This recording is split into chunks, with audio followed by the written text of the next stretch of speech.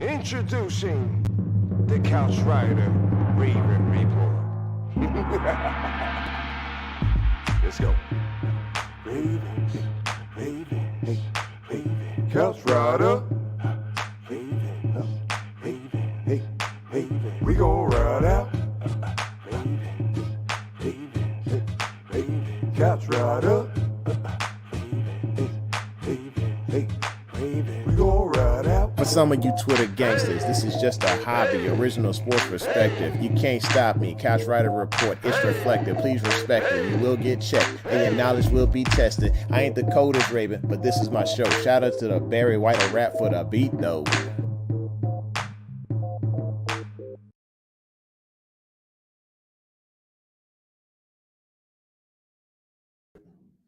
Hey, welcome back to the home of original sports perspective. From our couch to yours, this is your host, Jermaine Lockett, your Couch Rider Raven. First things first, I just want to say thank you for coming through. Make sure you hit that like, hit that subscribe, and smack that bell so you know when it's going down. And I just want to give a special shout out to, I believe it's Ellie Hamilton at Russell Middle School. She claims she's my number one fan. So if you out there, you watching this on the record, just know, mad love to you and the students at Russell Middle School because y'all really showed up and showed out. And I appreciate y'all showing love to the Couch Rider Raven as soon as I popped on the scene. Now, what happened in Tug of War, please don't share that. Do not disclose that anywhere. I might have got beat a couple times by some 8th graders, but it's okay. It's all right. We're going to keep this party rocking, keep it going. And y'all saw the title. We're going to talk about it. We're going to get into it. But first things, next thing here, item of business. Let's see who's in the room. We're going to say what's up to my peeps. All right. So, of course, the first person who made it in the room is Delicious. He made it in the room. He said, what's up, Couch Rider and Cam? I don't know what Cam is. Probably out walking the dog, getting some cereal, probably doing a photo shoot as a model. We're not really sure where this guy is at. He has a wild, entertaining life. Good on him. He should be here shortly. Let's see. KTSC, what's good? Justin is in the house. Make sure y'all check out KTSC Sports Talk with Justin P. This guy actually gets celebrities on his show. Don't get me wrong. Cameron is a celebrity as well. I'm just saying that he's getting ESPN, NFL Network writers on his show, and they're giving great perspective on that. So please check that out. Let's see. Let's Ryan Sam, what's up? What's happening, man? What is that, a buffalo? I think that's a buffalo. All right. Justin likes the intro. I appreciate you, man. Like, some people they don't catch the intro. You want to go back and check the intro? Where I'll do it after the show for sure. Dale Turner is in the building. He says, yo, Shane, what's good? Shane coming in with opinions hot already. Don't think nobody's going to be that dude. That's not a TE. Okay. So we'll get into that in just a minute. Y'all hang tight. You say you like the music? Okay. Bless that Cap. I'm your favorite. Yeah. I'm gonna let you and Ellie fight it out. Just don't face them in Tug of War. And Russell Middle School students, they got it. they really got them skills over there. I tell you, one named Jorge, boy, built he built from the bottom up. That boy, telling you, just strong. They strong, man. Took me out. I mean, I had a bad knee too, and been out of shape, I'll be honest with you. I probably had to go on Cam Rouge's program and see if I can get my life right. Bless Ryan said photo shoot like a Modelo. Yeah, what's good, Big Reg in the building? All right. See, appreciate y'all. Yeah, much love, man. I got to show the love. All right. So today we are moving on to the motivational moment. Let's see. Oh, sorry, I forgot the most important item here of business. Zero's still here. We're gonna have to get over it. I think we're gonna be surprised what happens with the people that were brought in, with the receivers that were brought in, with the scheme that will be happening with starting personnel now. It's gonna be phenomenal. I think we're all gonna be viewers gonna be surprised. Some of the haters are definitely going to be surprised. And shout out to you all because we're at 1,133 subs. We made it. We are somebody. And then, so we're moving on to the motivational moment. Today's motivational moment, I just kind of took a stab at it and came across the GOAT. Not Tom Brady. No. The GOAT before the GOAT. This guy was phenomenal. He got shut down. He got turned away. And yet he still made it happen. His high school coach said no. He said no. Come back next year. And he did that. He came back harder. He went back stronger. And he made the team. And then he went to North Carolina. Y'all know the rest of the story. You know what I'm talking about. Michael Jordan, the greatest of all time. I don't care what y'all think about LeBron. This ain't no discussion for that right now. But his quote says, some people, they want to make it happen. Some people wish it would happen. And others, there are others who make it happen. They grow through life knowing that they got to grab life by the horns because it's not going to give you nothing. There was a young lady who challenged me a couple of years ago. She challenged me big time because there was something that I wanted so badly. And it was a Master Sergeant Stripe. Let me show you what I'm talking about just for a second here. Did I leave it up? It's not here. I must have took it back to work. Okay, fine. All right. So, I took all my military stuff with me to work, so you're not going to be able to show that tonight. What I wanted to show you was there was something I had really pride in wanting to make. I wanted to make the next rank of Master Sergeant in the Air Force. And in order to do that, you can't just sit still. You cannot sit still and hope that it gets delivered to you on a platter. You can want it, but do you really want it? Because want ends up being a verb. It's an action. If you want it, you're going to go after it. Anyway, she gave me this motivation by telling me one day while we're on our way to go get something to eat, we're going to Wendy's. And she said, Jermaine, it's okay. You can't do what I do because you're married and you have a child. And I know you can only do about 10% of what I can do. And so I come home thinking, maybe she's right. I am married. I got a kid. This it's probably just not going to happen for me. And then I got to telling my wife this, who has a competitive streak out of this world. And she said, game on. So she motivated me. She pushed me. And she made me want it to where it was more of a verb instead of just sitting back and waiting for things to hit my inbox. In life, do not wait for things to hit your inbox before you take action.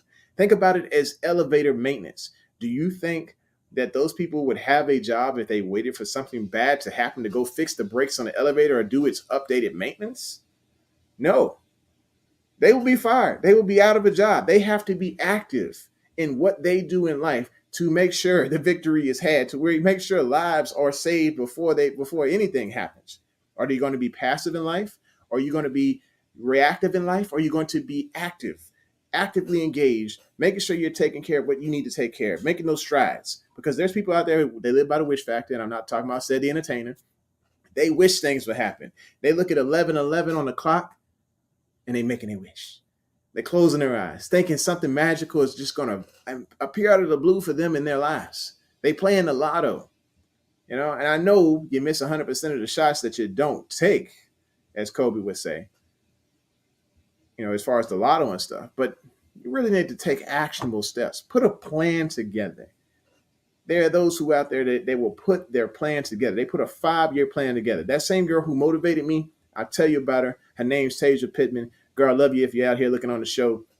She put a plan together. Somebody told her that she couldn't do something. And what'd she do? She got a butcher block piece of paper and she wrote a plan down. And she looked at that plan every day because it was in her dining room while she was eating her breakfast or lunch or dinner. And she knew the next step of the plan that she was going to follow. And you know what happened for this young lady? She took off. She soared because she continued to follow that plan that she had on that paper. And as bad as it may have looked in her dining room when people came over to look at it, it was in her face. And she went and made it happen. And today, that young lady is a senior master sergeant in the United States Air Force. So I encourage you to go forward, chase your dream, drag it down, tie it up, kick it and scream, and drag it through the door into your life.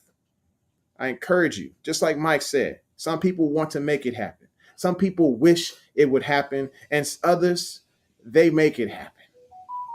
That is your motivational minute. And as far as making it happen, let me see if I can make Cam Rue appear up in here. Give me just a second.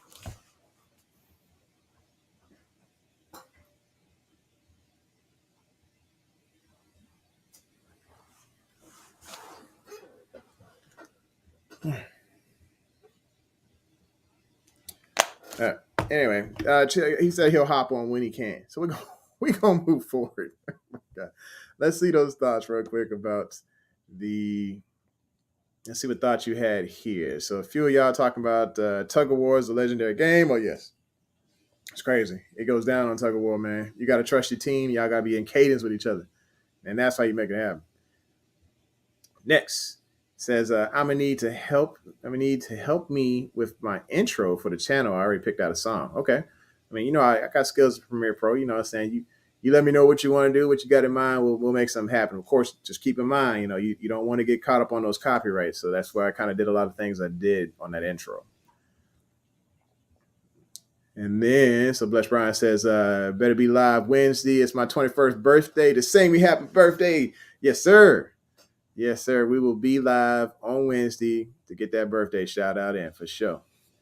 Cam Rue just had his birthday too. So that's why we kind of didn't do a show on Wednesday. I had some things going on. He had a birthday to go celebrate, get live, get crazy, live his best life. It's all good. All right, KTSC says Bateman, 112 receptions, 1,575 yards, 15 touchdowns. I'm guessing this is a projection. Oh, my gosh. He totally believes that he can be that dude. All right. So the motivational speech, I appreciate it. Y'all like it. We're going to keep that thing going. I really do enjoy doing motivational speeches, lighting the fire, encouraging people. Hopefully you can use that little clip and push it towards your day as you go forward tomorrow and going forward, making that plan for yourselves. D3. So like JK's dad used to say, go get it and come back with it. Yes, absolutely. What they say it was like on the poetry corner, snap, snap, snap, snap, snap, snap, snap, snap. Yes. All right, Daryl says, I needed to hear this. Thank you, brother. Love the motivation. Appreciate you. Habakkuk. Yeah, 2, 2, 3. Thank you, sir. Hey, Brooke, what's up? Bless Brian says, yes. KTSC, want me jumping on that intro track. Put Brooke on the intro, man. Put her on the intro. You say, and you agreed to the deal. Okay, that'll be interesting, folks. What you need to do is just put a picture of Brooke in a car rolling up to M&T Bank Stadium and then having the Ravens players or maybe even former Raven now, like Jimmy Smith, just shaking. Like, oh, man, here she come. Here she come. And anybody else on IR, because she'd be in there trying to go all patting on them, be slapping them upside the head, trying to get them out the medical ward. Anywho, so Bill says, I missed the motivational moment. Needed that. Oh, yeah, definitely go back, man. Yeah, it's on there. We're gonna keep this thing going, keep the motivation. I'm gonna try to keep it hot, keep it something that is going to light a fire underneath you. Let's see. Okay, Cardi B. Yo, Carly Bennett, what's going on? She says, we will be that guy. My phone is going off. I'm gonna silence this thing for y'all right quick. Like I said, Cameron said he will be on when he can. And Shane sent him versus. Cool. All right, let's move forward. So what I wanted to talk about was, can Rashod Bateman, can he be that dude? Carly says he can. I think when it comes to receivers, it's all about opportunities. Today, he said, hey, you know what? Good luck. No disrespect to Hollywood Brown, but it's my time. He got the juice now. He got the juice. And in these situations, you want to take a look at history. Take a look at history. And so I went back. In the time. I got my 1972 DeLorean and I started hopping on the stat sheets and going back because I wanted to track at least 2 to 3 years of performance from previous receivers that were drafted first round, mostly first round. And I kind of went down a little bit to catch some of the gems that were in later rounds. I didn't catch them all. So y'all will probably bring them up on here as you see them. But I wanted to see what Bateman's numbers are and what his numbers could be and who is the most comparable receiver to him based on what they went through in their career and where they are right now, as far as, going up on trying to meet that apex there. So we'll take a couple of more projections and then we'll talk right into it here. So let's see. Frankie B says, I hope so. Bateman is most likely going to have going to be a 1,200-yard receiver. I think I've seen that number a lot lately, so that's pretty cool. Shannon, what's going on? She says Bateman will have to be that dude. A position group I wasn't concerned about is now my biggest concern. Yeah, I completely understand where you're coming from. I do understand somewhat of what you're saying as far as the biggest concern. But I know that I ain't trying to make this show about the other guy. I ain't trying to make this show about my dude. I have an absolute 100% bias. I'll be honest. I am biased. But I'm going to go and say his name. Prochet is going to make those concerns just fade away like a distant memory. Go check his highlights. When you see a guy that's got an 11-minute highlight tape, you know he's something special. 3,900 yards, 39 touchdowns in college. Trust me. Anyway, moving forward, I don't want to talk about Prochet no more. I've been on that wagon. I'm on it and I ain't hopping off of it, but I ain't going to focus this entire show on it. Oh, Carly, my fault. I apologize. I did not know. For those of y'all that need to know, Carly is a guy. All right. So Frankie B, I feel like the most teams will either put their number one cornerback or their most physical corner on the Mark Andrews, which means Bateman won't see a lot of bump and run coverage. It's possible. That is a possible. I think they did that with Jalen Ramsey to make sure that he was on Andrews. But even in that game, I still didn't see opportunities for Bateman that much. But, this is a different year, and there's also going to be more chemistry with these two because they work in all summer, and who knows? Bateman has a solid year. Maybe I'll put Rashod Bateman over here, put number 7 on this part of the wall, and then probably just as big of a poster or a canvas picture. All right. Let's see. Brooks says, I think I'm the only one who doesn't care Hollywood left. Okay. All right. So we've here in the comments now. We paid the bills. We're going to move forward into the year 2018. We've talked to Doc. We got the car together. We got the DeLorean. We're about to take off back into time. Here we go. 2018, the draft. It's draft night, folks. And in that draft, there were only 2 wide receivers chosen in the first round.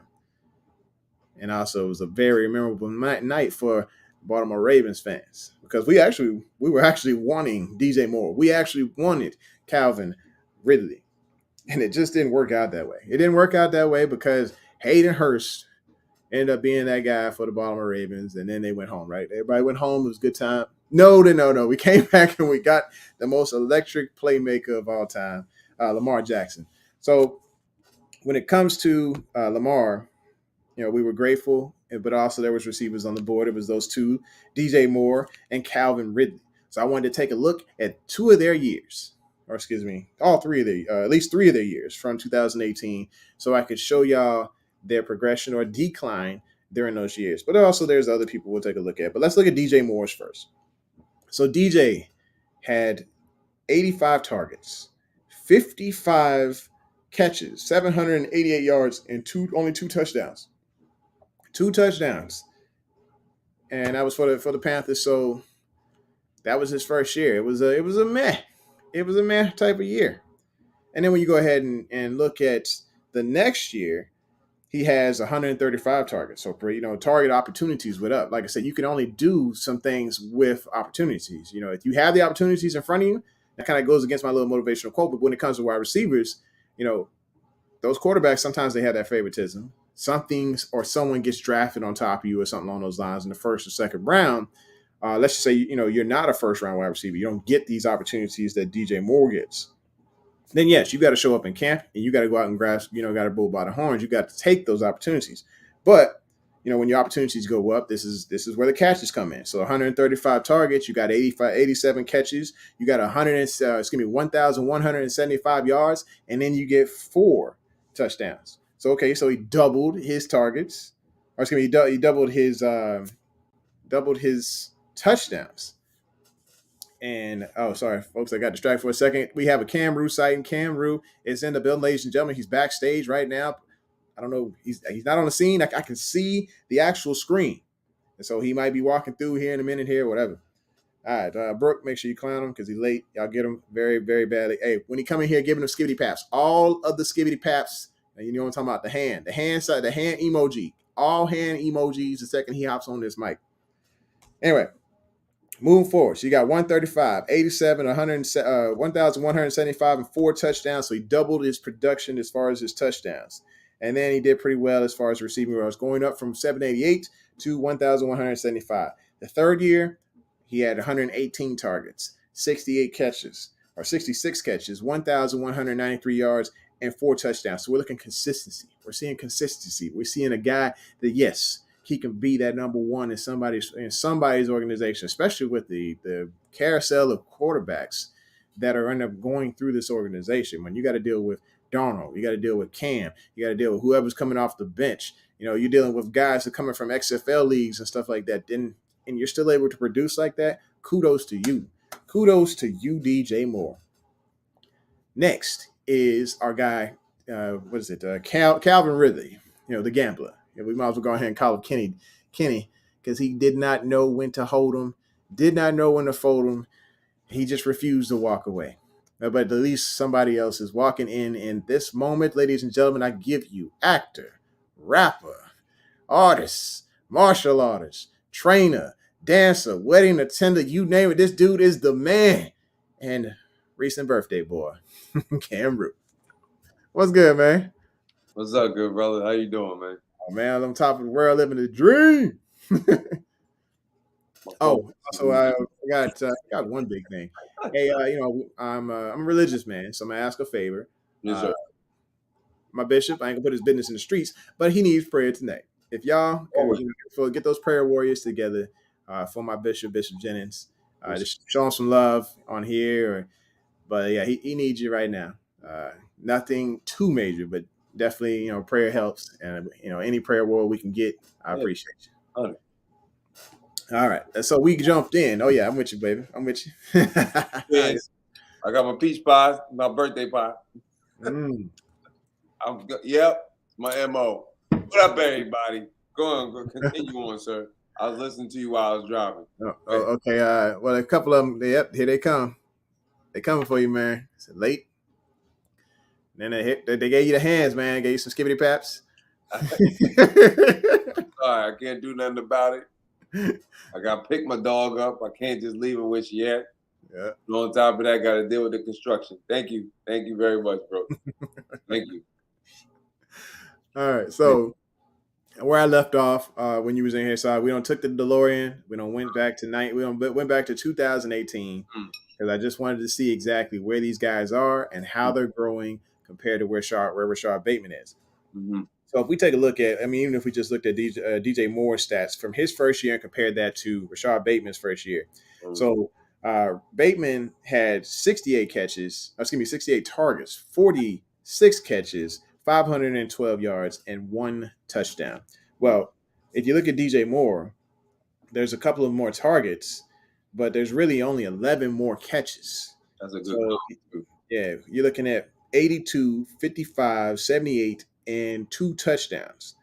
So, and then that next year, you see for DJ Moore, he takes off. He absolutely takes off. He takes off with a quarterback. With, like I said, the quarterbacks over there have not been great. They have not been great in Carolina. And now he got Lamar, though. He has Lamar, and he's also got Lamar's attention. We are one Instagram post away from seeing the two of these people hanging out at gas stations together. It'll be glorious. It'll be magical. Be sitting here just scrolling through my feed, and I just see it happen. They over here doing some crazy pose, doing the trust sign with the drip. You know what I'm saying? And then next thing you know, that chemistry is going to be there. And we might have a Miami game repeat. I ain't talking about last year. I'm talking about when Hollywood's rookie season went down, into where we saw just that beautiful connection between Lamar and between Hollywood.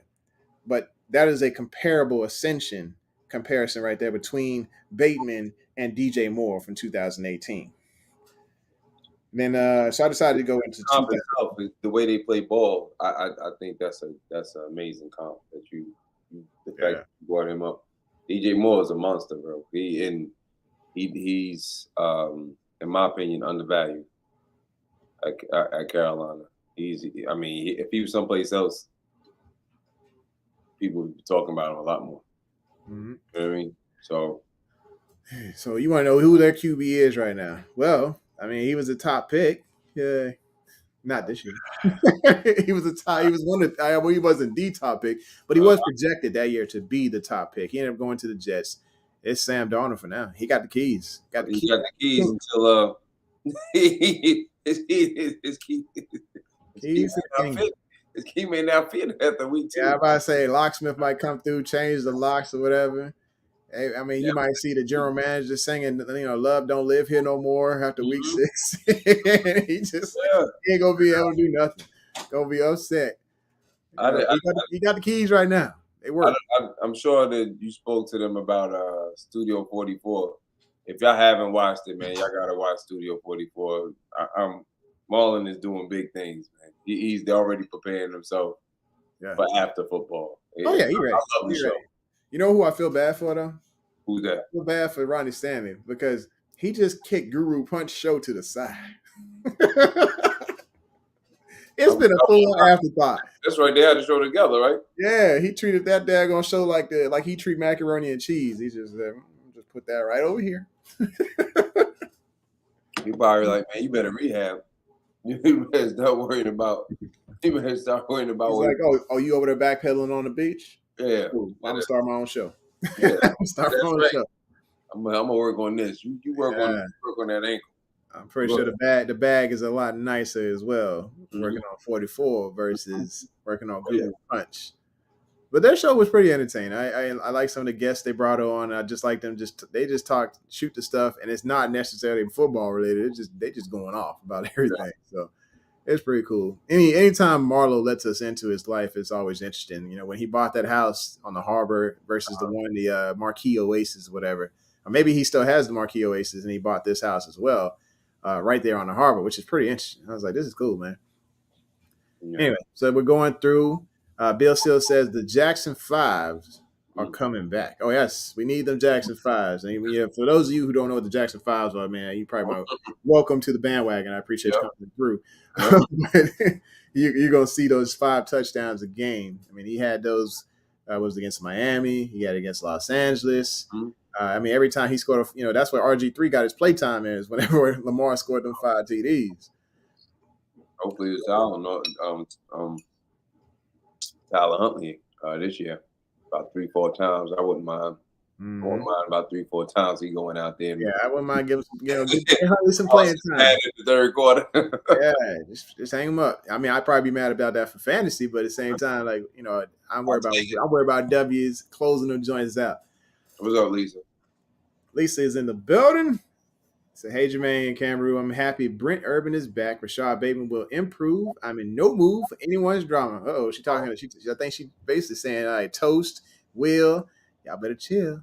Yeah, acting up. Toast is here. He says core time in Carolina. I agree, Toast. It's interesting. I like to see the battle. Miss Shannon. So I like seeing Lamar and Bateman work out together versus seeing some gas station pictures of them. I mean, I want to see both. Don't get me wrong. I want to see both. You know what I'm saying? But it just seemed like the chemistry was there with Lamar and Hollywood when they was hanging out at the gas station or hanging out in Scottsdale, Arizona together. I mean, you saw the photos and the work was there. The work was there too. You can see the work. That was when he was working out with Sammy, he was working out with Andrew, he was working out with Holly. They was all getting it in together. Now, don't get me wrong. I want to see the rest time because we don't need another hamstring injury because they was hitting it too hard last year. I'm rooting for Shard even more because the town that he's from is very close to where my father grew up. So it's like I didn't know he was from South Georgia. So that I was say he DSGB. I was down South Georgia boy. Yeah, I was like, hold on, now. I thought you was from. Well, he went to high school in Minnesota. He took the first offer in Minnesota. First offer, like wow. I mean, I like that. I like that about him because it shows him a certain amount of loyalty. Yeah. Like, you offer me this opportunity, I'm going to take this. I had opportunities besides the Air Force, and one was like, you can go ahead and you can get this tryout here, get an opportunity to be a walk on here, or you can go to the Air Force Academy, or you can go to Marines. Right. You know, I had opportunity after opportunity, but I'd already signed one. I Right. signed with the Air Force. I just stick with it. So I stuck with it to be enlisted, and it's turned out to be a good ride. Yeah. So I'm glad it turned out pretty well for him. I think they did say I heard somebody mention today that if Rashod Bateman if he had chosen another school like a SEC school, he had probably been a top 5 pick in the draft. I think this was on their Twitter Spaces or something along those lines. The dude's talent level is up there. It is definitely up there, and I think if you listen to the show today, he believes it too. Yeah. And I put it on Twitter. This man believes in himself, kind of like how Joe Flacco believed in himself the year he won the Super Bowl. He said, "I'm the best quarterback in the league." He said, "I'm the best quarterback in the league." And Rashod said, "I went to sleep on the draft because I'm better than all the receivers that got drafted before me." He thought he was gonna go later. He thought he was gonna go to Green Bay. Yeah.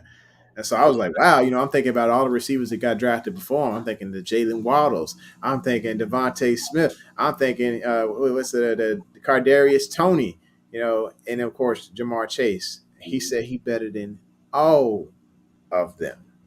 Now, of course, with Chase is just a full-on monster in itself, you know, and maybe Rashod's got that in him.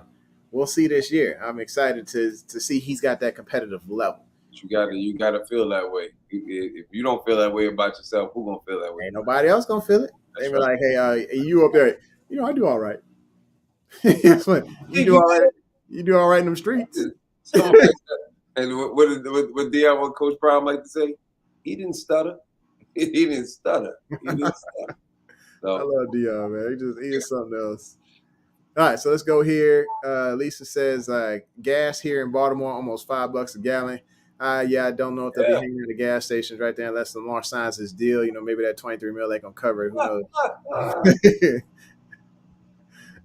All right. Shannon says Lamar and Hollywood are from the same area. Their bond was deeper than playing football. Yeah, they grew up 19 miles away from each other. I'm just ready to see Lamar take that next step. Well, I think them taking the initiative and actually going to Cali and hanging out together and throwing at that community college, I think it was Golden something or whatever. But yeah, you know, with them hanging out with each other, showing that chemistry, and you showed that the weaknesses, the shots that were the weakest of Lamar's throws, they were working on those heavily. And I'm talking about the deep left and the deep right shots towards the sideline, down the field, basically be able to get those home run shots in. Because we've seen it. Lamar can throw just about every throw out there in between the hashes. And of course, there are things on the flat, screen passes, and then those deep shots that are the ones he's got to work on the most. Let's see. He's just special. Yeah. All right. Shannon says, my guy, Joe Flacco. They said it's a QB competition up in New York. I don't know. I don't believe it. I don't know. Definitely don't believe it. All right, Toast. I'm gonna put you on the screen. Hopefully, you ain't doing no craziness. You know, J.K. Dobbins averages 13.8 yards per carry against the Bengals. That's a funny stat. Okay. Yeah. Well, that's because of that home run he got against that dude. What's his name? Jermaine something. Jermaine. I don't know. So he spelled it with a G. He was talking trash. He's not there no more. Yeah. So it don't even matter. He's not there no more. After that game, it was like, you cut. Yeah.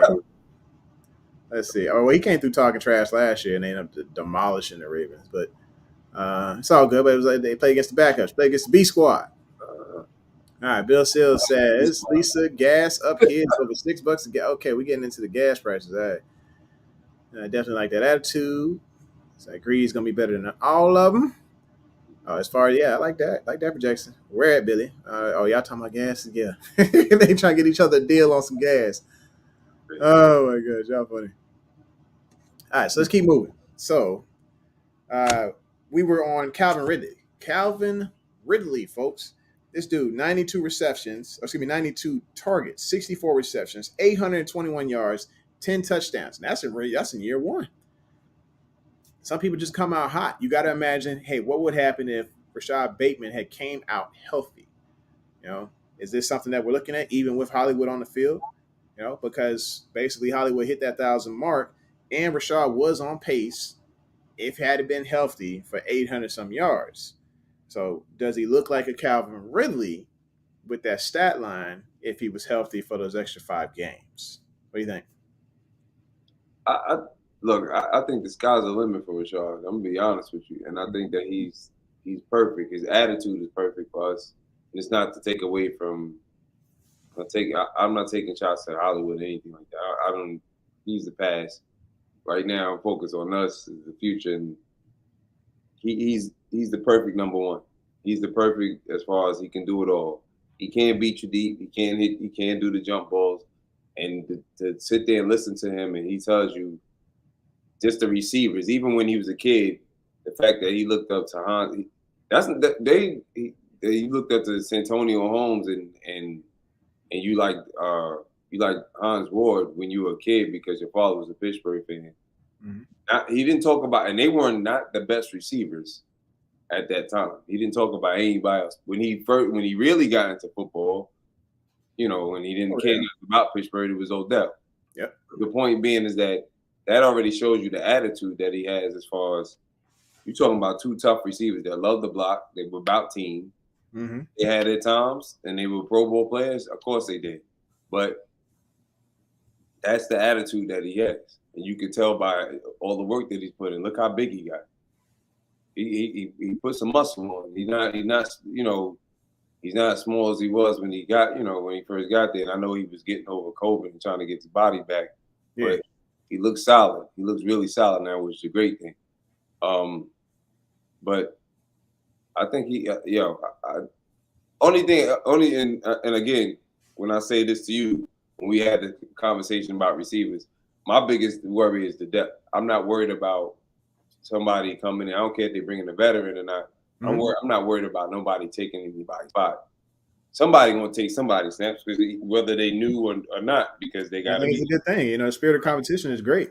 Right, but I just think that I'm just worried about depth because I don't want anybody to get hurt. I don't want them, but shit, excuse my language, but last year, we don't want to happen. We don't want the receivers to get hurt like the corners did, and we want to just cover all the bases. So health is the biggest issue, and if he's ready, I was about to pew into something else because I saw something this past weekend where they were like, I was looking at a different podcast, and God said something about bringing in John Ross because we need a burner. We need a burner. What's he gonna do? Tear his hamstring after running all the way down the field one good time? Yeah, but my thing is this: I don't think we need a burner. We have speed. Everybody on there, everybody on the team, the slowest receiver we have right now is James Prochet. That's on the team. And he still got twitch to run those underneath routes to really create separation. But just as far as needing the burner. Yeah. Some apparent reason they think that I guess from the assumption I got, it was like they think that Bateman can't run away from you. That's a lie. He can't. You got to look at his tape. And then for some reason they don't think that Duvernay he can't run those type of routes. If they think he can't run those type of routes, they haven't saw his tape in college because he ran away from everybody. And I think it's the art of the stem and the stack. You go and look at the guy that just went over to the Atlanta Falcons, Edwards. Mm-hmm. Edwards really mastered the stem and stack. He was not that fast, but he was able to stack receivers. And what happens when you stack a receiver is you're getting that position, and you ain't got to use all that speed. You're using your body after that. After you have gotten that position, you got even with their hips, and you managed to get past them a bit. You can actually, they have to adjust their speed, or it's going to be pass interference along those lines. See, this is the thing. I think they're so caught up with the fact that Hollywood was so fast. If you're running under a 4.4, even if you're not running a 4.4, if you track speed and football speed is totally different. Yeah. Because if it wasn't, we'd have Hussein Bolt running around here. Let's be clear. Jacoby Jones ran a 4.5, and he still was a deep threat. You understand what I'm saying? Mm-hmm. So other than you having a route running ability, if they look at the tape instead of guessing, I feel like when I'm listening to it, I understood where he was coming from, but at the same time, I felt like they were guessing.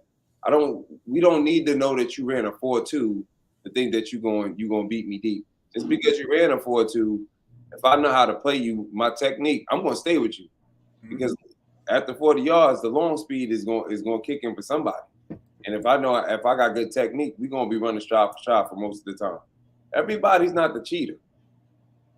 Yeah, you can't have I mean, they're not going to have all cheaters everywhere. Yes, there are players that are going to be out there. He's a great route runner. So it's not like he just giving you that. No, I'm just going to beat you. You know what I mean? Who did he train with? Keith. He's a great route runner. So he's not just trying to beat you offhand with his speed. His speed is just the extra dimension to how good he is. Yeah. You see what I'm saying? Even Devontae Adams is not that fast, but he can beat you deep if need be. So if people are worried, this is the only thing. I'm sorry. I'm gonna leave it here. If people, there you are, King. Bless. What up? If people are worried, right, that they're not gonna stack the box, or they're gonna stack the box. If you decide to stack the box on us, you're gonna be very sad in the end of the day. That because this goes back to Coach Hobbs talking about the way this system is supposed to be ran. Receivers are gonna be wide open. You're not gonna be able to stack the box on Duvernay. Duvernay has world-class speed. He ran a 4.38, 40 yard, don't matter. But in track, he ran it in high school. He won a national championship running a 10.27. So you know he's faster than that because he ran even faster than that when he got into college. So therefore, and if you don't believe me, go look at his tape. Look at his tape from when he was at University of Texas. He's run away from jokers when he was a freshman. Oh yeah, running down routes. So if you really think that if you that worried, that's not gonna. I just don't call it football intelligence. People just saying, okay, we just gonna put him on the field because he run a 4.2. I don't care. You can run a 4.2, can't catch the ball. That's not. Yamon Figurs is a pretty good example of that. Yamon Figurs was blazing fast, but could he catch? That's the thing. Like, please, I just need people to understand. Hands like don't feet. Say speed just because of speed. I like Will Fuller because I like him at Notre Dame, but I like Will Fuller because I think that not just because he adds that speed threat, but he can. He's not nowhere near as small as Hollywood. He's 6 feet tall, but he's fast and he doesn't have to start. I don't think he's worthy of starting at this particular time. But I do think he would work with the rotation of the receivers that we have because he would, and that probably would save him from getting injured. May not, but he can give you something over the top. They're gonna have to back up because if you don't back up, Duvernay gonna fly right past you. If you don't back up, Bateman can fly right past you. Right. Especially if you think you're gonna put 8 in the box and think it's gonna be okay. Well, go ahead. I'm sorry, bro. No, you good. You good. So let's just say one thing for sure: our wide receivers are better than the group in 2019. Facts. I agree. I fully agree. There was a couple other comparisons. Let me go to this next one here. So, of course, the receivers that drafted in the first round, you had your DJ Moore, you had Calvin Ridley. But then if you go down a little bit further, of course, there was Cortland Sutton, Dante Pettis, Anthony Miller, and DJ Chark and Michael Gallup. I think I skipped over like maybe James Washington or something along those lines, but I was like, whatever. If you look at Calvin's second year, it kind of mirrors to what the performance we were looking for out of Bateman in his first year. Right. But then when you go to look at Calvin Ridley's third year, is maybe something similar to what we could possibly see out of Rashod Bateman. 143 targets. And look where they had Calvin too. They had Calvin in running. He was mostly in the slot because they still had Sue on the outside, and they had obviously Julio was still a lot better than what he is now. That's true. That was somebody who drew a lot of attention away from the team. Yes, he did. Yeah. So his targets they still went up. He had 143, 90 catches, 1,374 yards, and 9 touchdowns. So if we can get that type of production out of Rashod, that'd be phenomenal.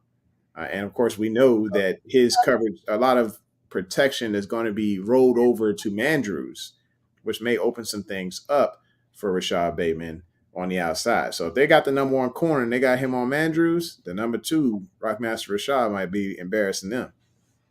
Whoever the number one, even if they put, man, you could double them up.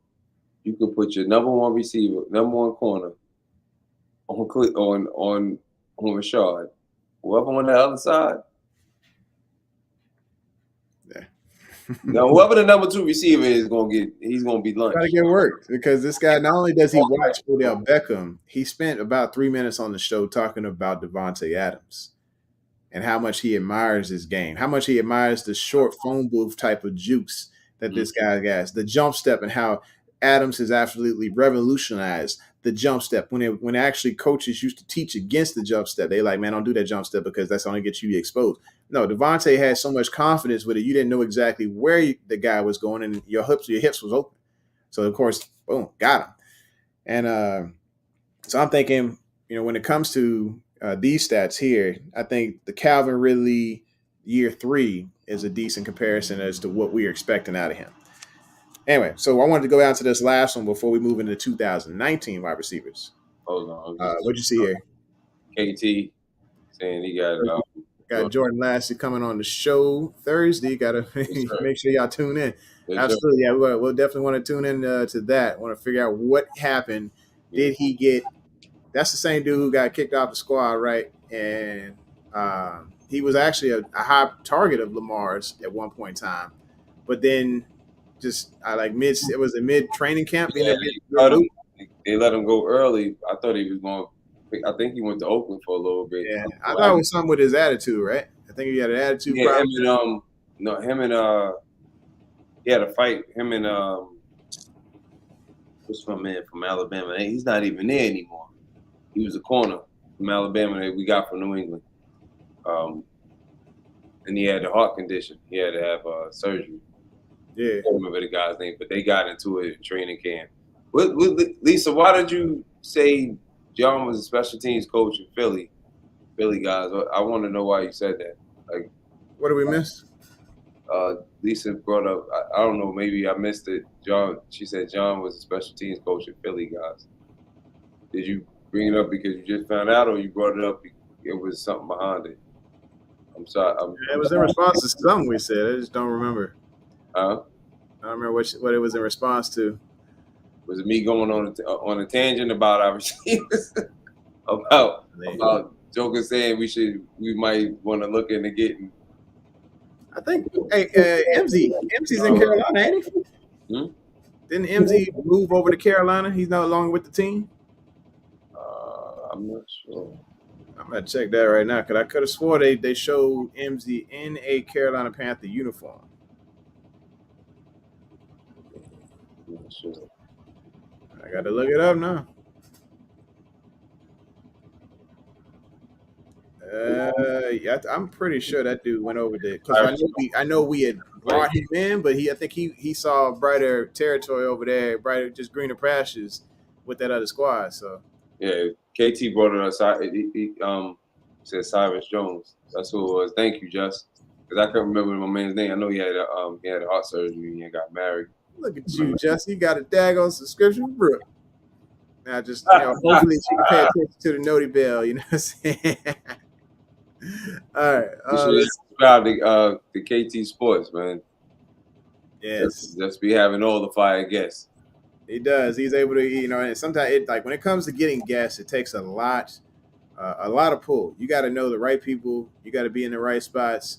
You got to be able to bug people on Twitter, everything. I mean, and sometimes it gets kind of annoying, but when you get that opportunity, yes, it ends up being great. So great on Justin for putting in the work behind the scenes to make those things happen. Very proud of his progress so far. So yeah, just definitely keep in touch with that show there. Moving forward, I want to talk about Michael Gallup. So here's a guy that has a similar progression as Bateman as well. First year, 68 targets, 33 receptions. I think 507 yards and 2 touchdowns. That's his first year. Second year, it looks a lot better. 113 targets, 66 receptions. I think it was 1,107 yards and 6 touchdowns. So, mean, like I said, he's just moving up. And in that third year, there was a little bit of drop off, but there was a lot of mouths to feed over there in Dallas as far as wide receiver wise. He had 105 targets, 59 receptions, 843 yards, and 5 touchdowns.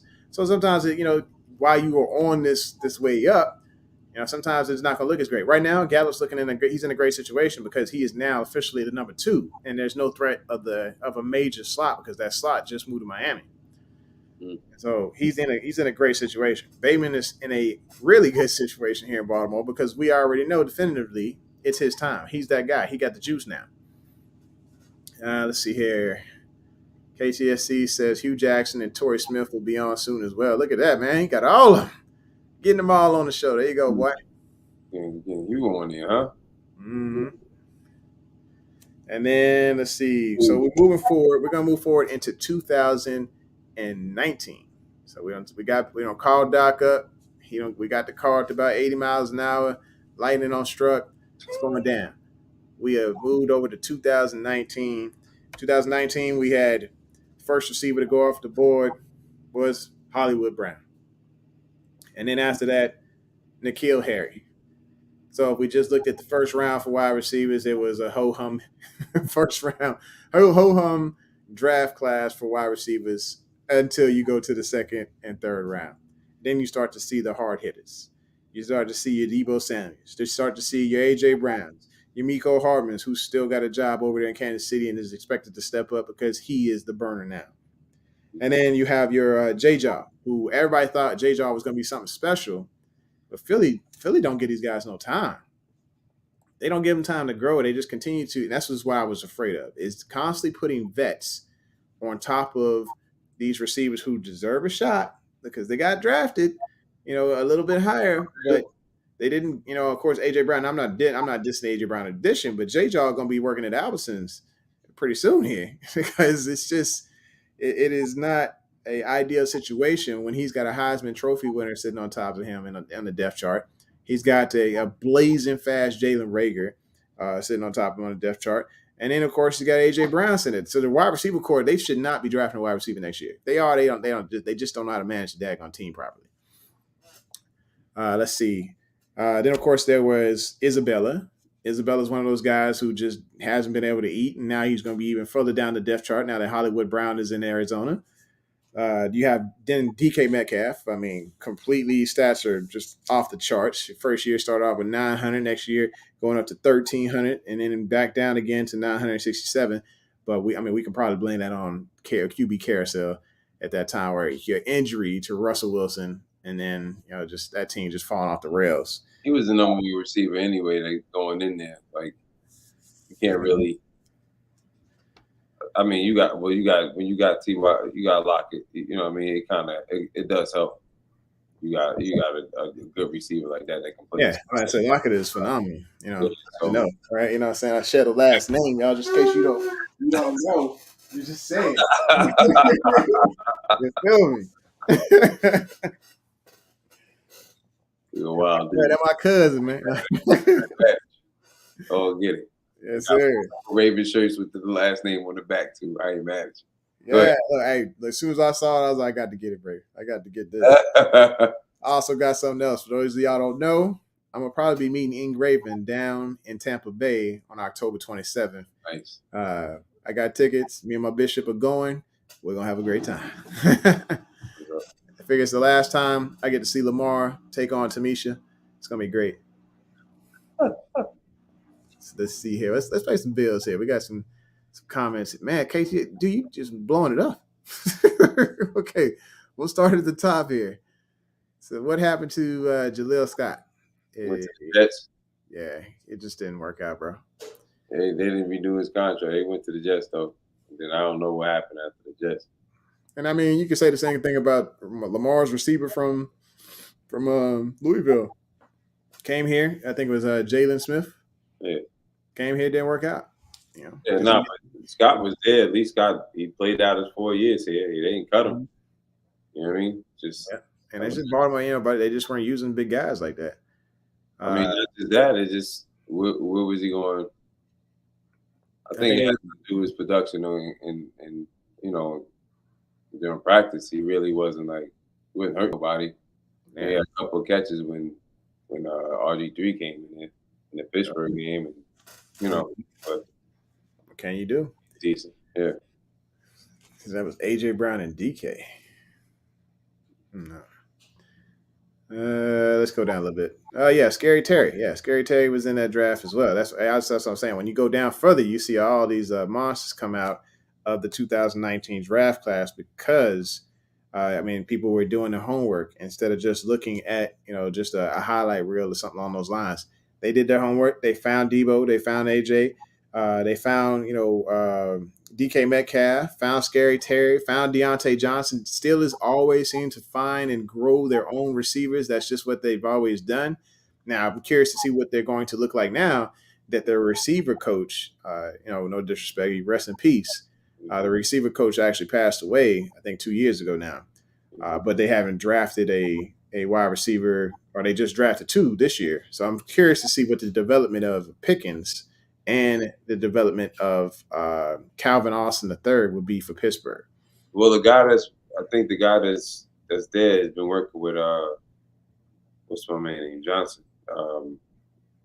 Because he's past few years this was his best year, Pro Bowl year. And he's working on his drops and his hand-eye coordination. So they had him catching tennis balls over his head and different drills. He was doing different things with him. So whoever they had under the gentleman who passed away is definitely doing his thing. So I don't think they're gonna have a problem, bro. Yes, I'm sorry. I've been doing that since the longest. I don't know. I just kind of get underneath my wife's skin a little bit when I say Tamisha. Let's see. And Brooks said that's literally his name. All right. Charlie says, how do y'all feel about Derek Wolf's spot with the Ravens? I don't like the fact that we're paying a guy guaranteed, I think it's close to $3 million when he just ain't been there. You know what I'm saying? Hopefully he can be there. I'm rooting for him to do something special, but at the same time, like, what have we seen? We've seen nothing but, him chilling out making a paycheck off of us. I mean, well, his first year here, he was the only one that was healthy, and then it seemed like that was enough. He was just broke after that. Mm-hmm. I mean, once he got the contract, unfortunately, things happen. Training camp, he got hurt in training camp. That's the only reason they brought back Urban. So hopefully he's able to stay healthy and make things happen. I think KTSC got a Pusha P comment for you again. Who is Pusha P, man? All right, Delicious says, every time I hear about the Steelers taking Pickens and Austin, it makes you mad. Yeah, I think it was a little bit of frustration there. I mean, there are things that we could have had, but look at what we got, folks. I think they was lying, yo. I don't think we was trying to get Austin. Yeah. I don't think we were really trying to get Austin. They mad because the punter, they took a punter instead of taking him. So when it comes to that, Eric DeCosta did say, hey, I don't like having my pockets picked. Yeah, and I think he might have been referring to that, but we don't know. I think it was more Pickens than Austin. I think you're not going to, give too much. You got to say something. I think when we really got our pockets picked is when Houston jumped in front of us twice. Yeah, they had a phenomenal draft. And got Mitchie from Alabama because I think he was already on the call. Yeah, I think, and if Mitchie didn't get hurt, he would have been a first round draft pick. So, I think that was it. I think that was the one. That really was the one. Whew, Lisa. I'm with you. I'm with you on that one, Lisa. I'm with you. 4,000. Okay. I'm with you on that one. I like it. I like it a lot because that lets us know, okay, he surpassed Joe Flacco if he gets those 4,000, hits that 4,000 because Joe only hit it once in his career. He surpassed Joe Flacco already. Yeah. Oh, yeah. I mean, yeah. Talent-wise, he's already passed Joe Flacco. But, of course, we're looking at 2 Pro Bowls. Joe Flacco was only actually asked to come in later on to a Pro Bowl because they was like, hey, we selected everybody. Oh, y'all bailed out. Hey, you sure you want Joe, you mind coming to the Pro Bowl? Yeah, thanks, man. Let's see here. What about blocked field goals? Oh, you talking about Urban? You talking about Urban? Mm-hmm. Yeah. And sent you the video. Okay, you guys sent a video and spot on about I something. send it again. Oh, I about don't think I got it. I don't think I got it. Let's see. He says, I said, Delicious says, I'm a little okay now with the punter. Now Cook is retired. Yeah, I think you got to look at it. Like, I think he saw the writing on the wall. He was old. It's just, I think he had to tell him something. They didn't just, ain't nobody, I don't think they forced his hand, but he probably was like, I don't know what I want to do next if I do retire. He probably was contemplating it because they were asking him about it last year when during the interviews. Are you thinking about retiring? Yeah. And they did tell him, they said, hey, there was a possibility they would take a punter. And so he had to know, like, if they say that there's a possibility that they're going to draft a punter, then yes, the writing is on the wall. So let's see. She's talking about Stout. Stout getting hella slander in the group. He going to be Cook 2.0 with his help. Yeah, especially with the coaching. Yeah, you get the coaching from one of the greatest punters, you're going to turn all right. You're going to be okay. Stout got a boot. He said he got a boot. Yeah. He's the best. He's the best punter / and kicker in the draft. So love him. So let's see. I'm gonna go back over here. I wanted to get a comparison from 2019 that would match up to Bateman, but there's not one because everybody that was drafted, I Hollywood would probably be the closest his second year to what Bateman should have done this past year. Second year was 100 targets, 58 catches, 769 yards, and 8 touchdowns. So maybe that's where we expected Bateman to be this past year. And then this year, for Hollywood, 146, 91 catches, 1,000 yards, and then he had 6 touchdowns, excuse me. So having Bateman step up and actually surpass those numbers will be great. So I didn't see really a good comparison out of any of the receivers in that first year, but maybe the second year. Nope, I missed that one too. If you really think about it, Bateman actually did better than Hollywood did. His yard per catch. Well, not just that, but he did. I mean, he had Bateman. How much did Hollywood have? So Bateman had 68 targets. Hollywood had 146 targets. Rookie year? Oh, rookie year. 71 to 68. 71 to 68. Yep. He didn't play all the games. Yeah, and then of course Bateman had 515 yards to Hollywood's 584, and then of course Holly had 7 touchdowns. And he had a good space. I think Bateman still had. I still think I got to put him down for 2 because that Cleveland Brown, that was a TD. Yeah, that was trash, but we got celebrity in the building, y'all. Just hit 1,000 subs. Lunch break. Hot take. What's good? What's happening? Yeah, he's already surpassed him. Yeah, and definitely this year. He stayed healthy. They play a full year. He's gonna get 1,000. So out of the 2019 class, as far as physical stature, gameplay, all that, who would you say Rashod Bateman who would be like the comparison? 2019 class of receivers? Yeah, 2019 class. If you had to say, hey, Rashod Bateman came out in that class, who would be the guy that matches with him the most out of that class? I think if Rashod would have came out in that class, just comparing them to the receivers that came out in that class, I think he would have been the first receiver off the board, to be quite honest with you. I'm still surprised that A.J. Brown went as low as he did. I think he was definitely rightfully so should have been a first-round draft pick. But I don't know. I don't see anybody not with his route running ability, and he has great hands like AJ. He's not as big, and That's in my top 5. I'm in the top 5 of the YouTube intros. Let's go. Wow. Okay. Well, you got something, Rocky. You got something good, Rocky. So, something I noticed? I really have a comp for him. I can't compare him with anybody. I just know if he was in that. If you asking me if he was in that class, if he would have came out 2019, he'd have been the number 1 receiver.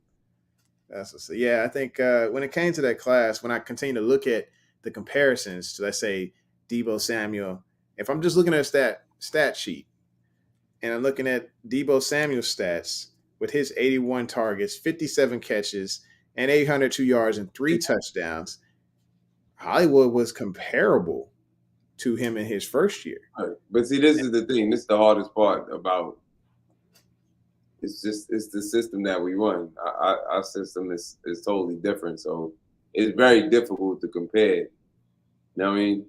Like compared to what they have. Even with AJ Brown, if you remember that rookie year, AJ Brown didn't start to come on until like the middle of the season, right?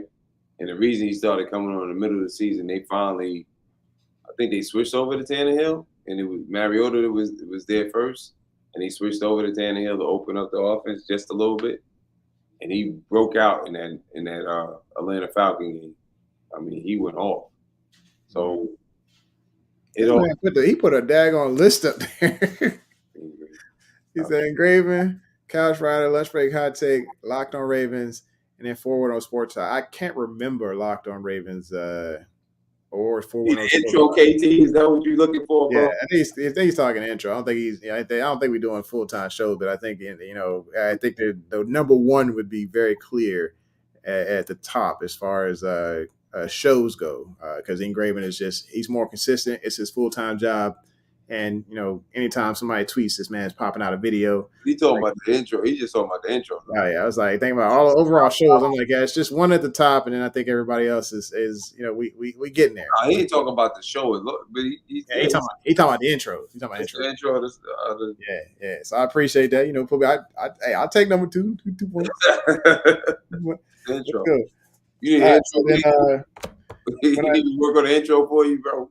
I'm not doing no pushing people. Oh, yeah, I was like, my DJ here, he got it. My DJ got me.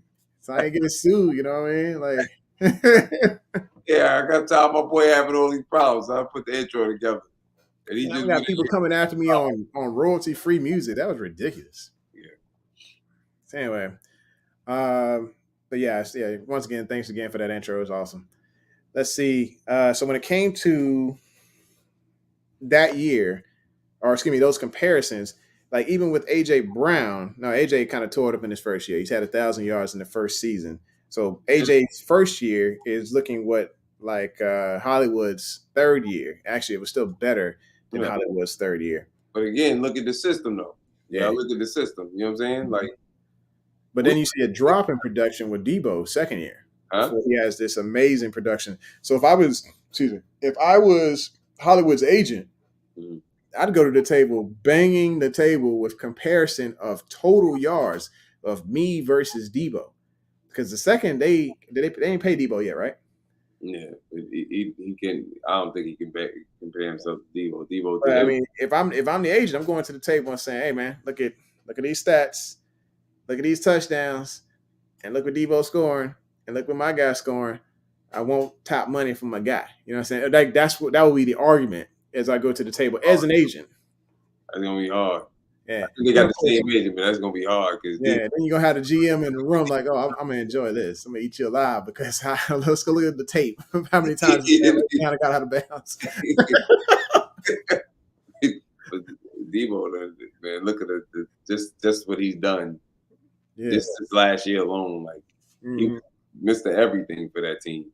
They're gonna show a comparison of contact and no contact. They'd be like, "All right, this guy, he looks for contact. He's gonna truck somebody. Let's see Hollywood trucks." Nope, that didn't happen. Nope. Yep. Yes. Yes, Brooke. Cam did the intro. Yes, I did the intro, Miss Brooke. And so AJ Brown should have been picked, but Marquise did good for us. No, I was there. I was at Hooters, and I'm sitting here. And I was like, they got the wrong Brown. They got the wrong daggone Brown. I was hot. People were sitting at the table like, "It's going to be all right, man. Look at him. He's fast." I was like, they got the wrong Brown, bro. I was hot. Look, we got a new one. That's the Brown that our quarterback asked for. Yeah. Asked for his boy. He didn't know his boy was going to turn around and be like, "Yeah, I got to go." Yeah. That's why you don't do business with family, man. Sometimes you're right. Sometimes you can't do business with family. He's like, "Listen, man, this ain't for me." Peak Site says Rashod said the Ravens brought him for a reason. It's his time to shine. He got a juice now. Nothing comes to a sleeper but a dream. Dare to dream, bro. See the dream. Be the dream. Make it happen. You that guy. Best of luck. Facts. That's literally. I was taking a little bit out of the motivational quote there. I like that. Let's see. Burger's like cool. Adam. Hey, thanks for coming through. Peak Site, I don't know if you subscribed or not, man, but hit that subscribe, hit that like, smack that bell so you know what's going down. Adam, what's good? Bateman, Keenan Allen, OBJ hybrid.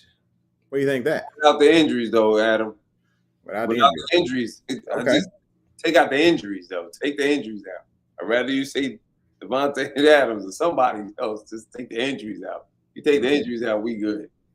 I like the comps, though. But take the injuries out. Hopefully he's like them without the injuries. All right, so we're gonna move forward. We back into the DeLorean. We cruising. You know, we don't talk to Doc. Doc said we need to get up to 70 miles an hour. Lightning has struck. We have now went to the 2020 draft, and I didn't want to go beyond the 2020 draft. We got stuck here. Doc broke the DeLorean, so this is kind of where we're sticking at this particular moment. Years 1 and 2 for the rookies of the 2020 draft. So Henry Ruggs, I was looking up his stats, but it doesn't matter. All the receivers you're going through the first round. We can just go through the first round because there was 5 of them. Yeah. Or I mean, we could do all of them because there were some gems late as far as T. Higgins, Pittman. Then we can just hit up Claypool after that. T. Higgins was no gem until this year. Yeah. He wasn't no gem until this year. I mean, he showed up. I mean, he's the reason that AJ Green was benched. You remember? Nah, AJ didn't want to be there. He didn't like Snyder. AJ lost reps even when he was healthy. I was like, wow, who'd he lose to? AJ was hurting. He came out there hurt. He didn't want to be there. Yeah, so like year 1, this dude come out with 108 targets. He had 67 receptions, 908 yards, and 6 touchdowns. And that was the year Green was on the roster. Green could not stay healthy, and then on top of that, then after he got hurt, after Joe got hurt, the other quarterbacks is only throwing the T or they throwing the Tyler Boyd because Green was always hurt. You know that's his. I mean, Alden Tate was getting money too, so Alden Tate was getting money over Green. Listen to this: Green get hurt as much as I eat pie, and I eat pie. He eat a lot of pie. Eat a whole lot of pie. Every pie. This is my treat to myself. I eat pie every Monday. Green hurt every Monday. Yeah. Even now he hurt. He going OTs. Oh my foot. Dad caught it. Go ahead. You say I'm subscribing and hit the like already. At least it's highlighted on my screen. What's happening? Right. Appreciate you. Let's see. Somebody says I'm about 22 stats. Travis Jones. I don't think I got those here. You got those? I don't have those. He had, I believe he had 8 sacks or 4 sacks his senior year. Okay. But he played 70% of the snaps. I got it. Let me go get him. You keep talking. For Connecticut. He played 70%. Listen, that's why you laughing, because you know it's the truth. AJ always hurt, man. We don't want to talk about no T. Higgins. T. Higgins didn't come alive till Chase got there. And he had to step it up. Nah, T. Higgins is a good receiver, but he didn't really get busy until this year. You know, there's reasons. You got somebody that's a phenom like Chase on the other side that opened up a lot of lanes for you. You know, even though I don't agree with that touchdown he got on Ramsey in the Super Bowl, that was trash. It was trash move. Yeah, it was 4.5 sacks and 48 tackles in 2021. Oh, for Travis Jones. No, he said. Well, Charlie said. He's doing projections. He fixed it. He said, "What I think his stats are going to be. What do we think his stats are going to be for this year?" I think he might get about. I'm gonna put him up there and say he's gonna get at least 4 sacks this year. I'm gonna say 2 because this Ravens defense is all about unselfish play, and for those, for the history of those, for your Gooses, for your Nadas and stuff, they usually were there to help make the linebackers look great. And I'm hoping that the linebackers see an increase in production based on the unselfish efforts of our defensive tackles. So I think it's just going to the fact that I think the front four is just going to be a problem. I think if you're going to double, you're not going to be able to. I don't think he's the one that you're going to, in the beginning, that they're going to double because he's a rookie.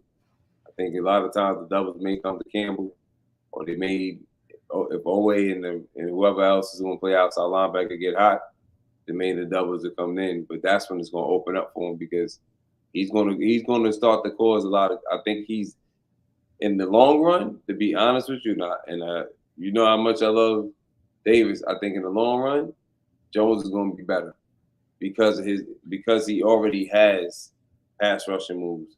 He's a defensive tackle that moves like an edge rusher, bro.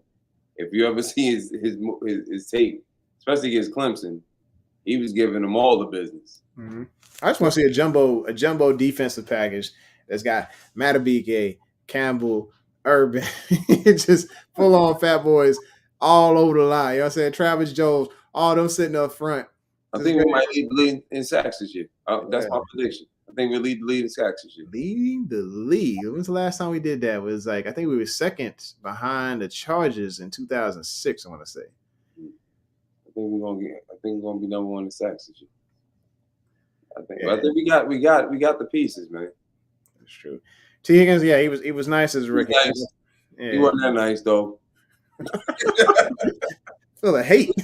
He wasn't that nice. He was decent. He wasn't that nice. He wasn't that nice as a rookie. I had him in fantasy football, so I was excited every time he was tearing stuff loose, man. He was all right. He was all right.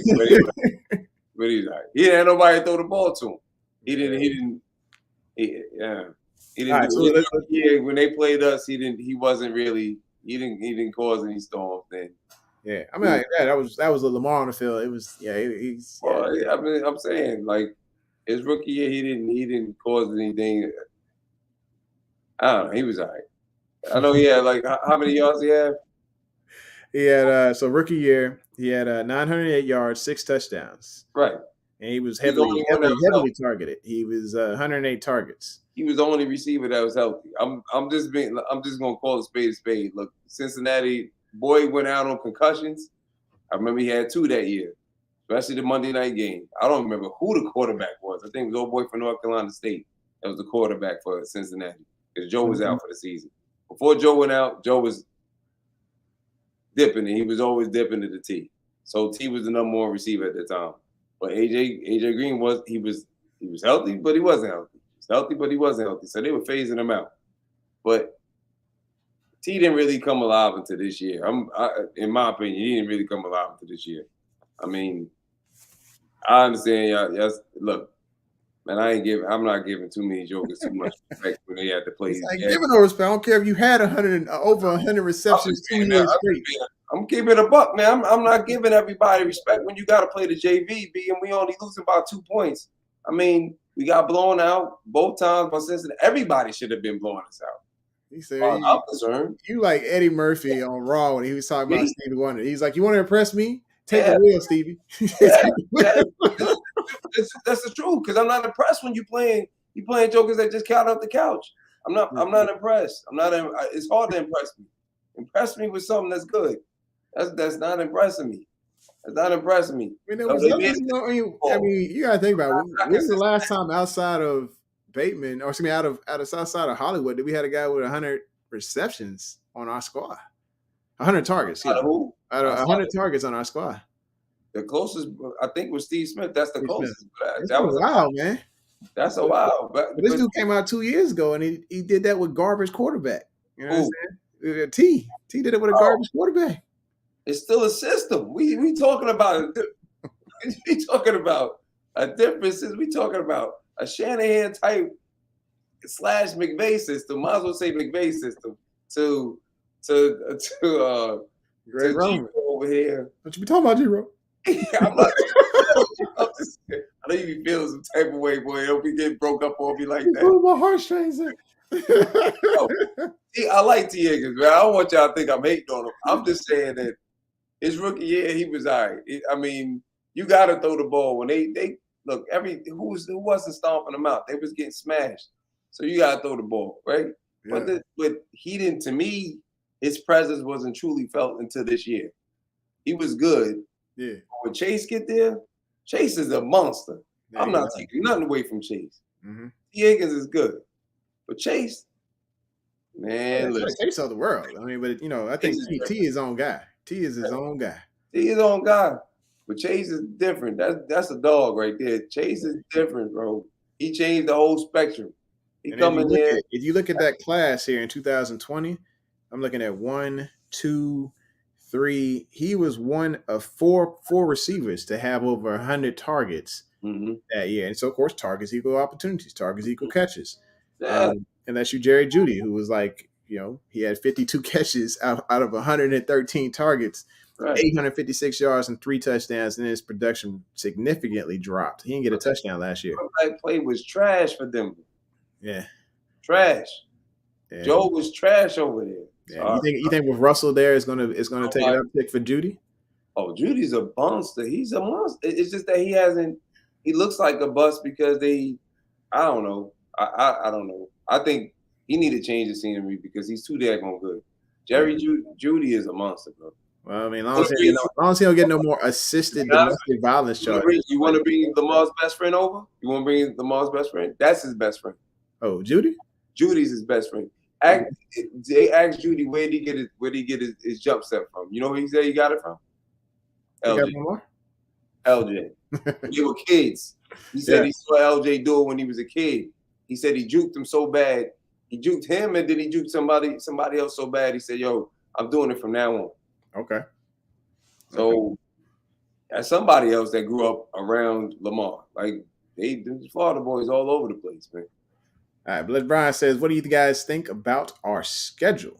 Anybody can get it. Yes, sir. Yes, sir. That's what I think about the schedule. Anybody can get it. It is going to be a phenomenal, comeback year for us. I mean, they mentioned it before the schedule came out. Baltimore has one of the easier schedules in the league to go through this year. So I'm interested to see what's going to happen as we open up against the Jets. Hold up. Go to lunch again. What lunch? He said he told T had almost the same stats this year. I put that up there. Oh, what that tell you though? What that tell you? It meant that he had a really stellar receiver on one side, but he was still doing his thing. And then the year before, he did it without whoever. I think with him, it shows consistency that no matter who's throwing the ball or who's on the other side, this guy's gonna get his money. Nah. Like, what I would hope is that T. Higgins did something, a little risque, and then Cincinnati said, "Hey, see you later," and then all of a sudden Baltimore was like, "This is my all right. All right. Forget stats. When I get to that team, when you get to that team, before Chase was there, who was you worried about?" I mean, AJ Green, AJ and Boyd. You know what I'm saying, Boyd? No. Honestly, who were you worried about? Hope lunch break's still here. Who were you worried about before Chase got there? Who were you worried about? If Joe was healthy that whole season, who were you worried about? Were you worried about T? I mean, he wasn't. I mean, you stuttering. You stuttered. See what we just talked about, Coach Prime. I think Boyd was probably the problem there. Though. I'll be honest with you. Yeah. Boyd was always a problem. Boyd's been a problem since he was a rookie. Yeah, it's just the slot. He is just killing that slot. And unless we have a adequate slot, we're gonna have a problem. When T, for some reason, I don't know how AA he did it every time. Hold on, lunch. Got something for you. Every time T. Higgins, for some reason, he's nice, Joe. I'm gonna say he's nice, but he ain't that. He don't pump no fear. Like, I'm not worried about him. I'm not worried about T. Higgins. I'm worried about Chase. I ain't never been worried about T. Higgins. For some reason, I think in that root of us during every time AA was on him, for some reason, he couldn't do nothing with him. Every time he couldn't be. The dude is 5-6 inches taller than him, and he couldn't do nothing with the short dude. Anthony Averett locked him up every time. It was in his bag though, man. Every games, bro. Every time T. Higgins had no work for this dude. I'm asking y'all, lunch, everybody that's listening. Thank you. You heard you said T is the Chase, but I didn't say he was a bad receiver. I said he all right. You said he good. All right, and good is about the same to me, bro. It's about the same. It's about a team. Okay, so we speak in different language, but it's still there. I didn't give you the get his thing. You know what I'm saying? Get T his flowers. T's still better than daggone like all the wide receivers we got except for Rashod right now. Look, I like him. He good, but he don't. He don't make me nervous. Chase is like. I mean, 4 or 5 receivers on Chase up. I mean, yeah, in the whole league. Yeah, in the whole league. I thought you was thinking like in the Bengals organization. I'm like, no. Chase, it must be an LSU thing because Chase remind me of a stronger version of Odell. Like he was a problem. Odell was a problem. It didn't matter what he was doing. LSU could recruit until Saban left, and then now O's gone. We screwed. Look, y'all still gonna have. LSU still gonna have receivers. Some schools just always produce what they produce. LSU they lost part of a recruiting class because that coach left. I said they lost a majority of a recruiting class this year because that coach left. Now the NIL deals though, everything gonna go on the top of his head. You're gonna see little Prairie University Community College dropping an NIL deal of $2 million and end up getting like the top wide receiver in the country because they probably got a bag from somewhere. Yeah, it's gonna be all right. So, that's all. Nick Saban gonna be mad as heck though. He gonna be like, "How in the world did Bossier Parish Community College get this number one wide receiver in the country?" all he did is just push all the kids to black colleges. You just helped out. How much money do HBCUs have though? I mean, can't you like NILs? Can't they be competing? Can't Alabama just be like, "Look, we got all this money"? Yeah, you're going look. Alabama, just because you missed out on one kid that loves Deion, that wants to be like Deion. You missed out on one kid. All of a sudden, everything went to shambles. That's why the kid is like, yo, it's talking about like I got $1 million. He didn't get no money. He's like, I got $1 million. My mom's still living in a 3-bedroom with 5 kids.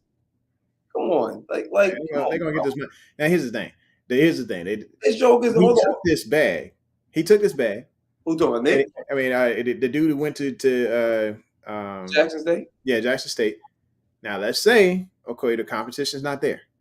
So of course these scouts go out there. They take a look. He's demolishing competition, but is he really developing? Is iron sharpening iron now? You think he's not gonna get developed because you got the best coaches? You got. Prime ain't got nothing but good coaches there, bro. Everybody that's there either coached or played in the NFL. So you're not gonna lose on that. You're not gonna lose on that level. Yeah. Now, as far as who you play, college, everybody is not good in college. Right. That's the difference. Like you get there, they're players, okay, you got 3-star, 4-star, you know what I mean? Everybody's good pretty much like that. But I'm just saying like really good players, there's a big difference between really good players. That's why jokers look like Reggie Bush looked like a phenom in college, and then when he get to the pros, everybody is good in the pros. I don't care if you were drafted or you were undrafted. Everybody bangs. That's why Gus is one of, I don't know why jokers don't talk about him, but he's one of the best running backs in the game. Okay, let me put it to you like this. That's another story for another time. Yeah. But I'm just saying, like, everybody is good when you get to the pros. Then that's when you got to separate. That's when you got to try to be the great one. Okay. That's when let me say, like, okay, put it to you later. Me arm wrestling my daughter. All right, I'm gonna win it 100% of the time because she's 6 and I got that old man muscle. Right. Well, I'm gonna give her the business and talk trash to her every daggone time after I beat her. Alabama, and that's Jackson State. And I got my wife there probably coaching me up to how to beat her in arm wrestling, whatever, whooping the mess out of this 6-year-old. Now, I took my talents over here to Jersey to face the famous Cam Rue. How much of a climb uphill is it going to be facing a dude who does kickboxing and martial arts and working out every day, Sunday service, and then giving me the business on arm wrestling? I am going to be you can't do it that way. Ain't ready for that type of competition. You can't do it that way. You can't do it because football is football. That's just like, you know what I mean? Football is football. There's no change in that. as far as the level of competition, that's because whoever got the most money. That's the schools that got the most money. But think about how many great legends, how many great players came out of small schools, not even just black colleges, just small schools in general. You just can't teach. If you had a chance and you're a 5-star recruit, you got a chance. I don't know whoever. If I had a chance to go to Jackson State and I was a 5-star recruit, and I know Dion is the coach, I'm going there just because of him. Because I know if I'm gonna learn everything. I'm gonna learn what I need to do. I'm gonna do what I have to do. That's like your person. The best thing about him going to that school is going to be more intimate because you get the opportunity to be with that man. And he said it himself. He said the thing that I love is my kids can call me wherever, and I'm available to them. He's not going to get that there with Saban. He may not get that. Like, he may be able to talk to coach when he come in. He's not going to be able to call him. Let me hit him on the cell phone. I might have to call the office. Yeah, I think You see what I'm saying? All right, so Like, another comparison I guess I could come up with is Laquan Treadwell, for instance. Laquan Treadwell was explosive as all get out in college, right? But then when you looked at the defenses that he faced during his college time at Ole Miss, they didn't rank in the top 50. The year that he went to college, none of them ranked in the top 50. He comes to the NFL, and the dude barely made 4 on the depth chart for Minnesota before he ended up going to Jacksonville. Dude, okay. He's barely in the league right now when everybody thought he was going to be the highest thing out. Okay. All right, let's do this. Name the best running backs that's ever played the game. Name 3 of them. Yeah, you got Barry. You got Emmett. You got Sweetness. Okay, stop right there. You know who you just named, right? Where Walter Payton go? He's on the list. I mean, he's on there. I can't stop at 3. You know what I'm saying? Like, yeah. What school did he go to? I can't remember. He went to Jackson State. All right. Went to Jackson State.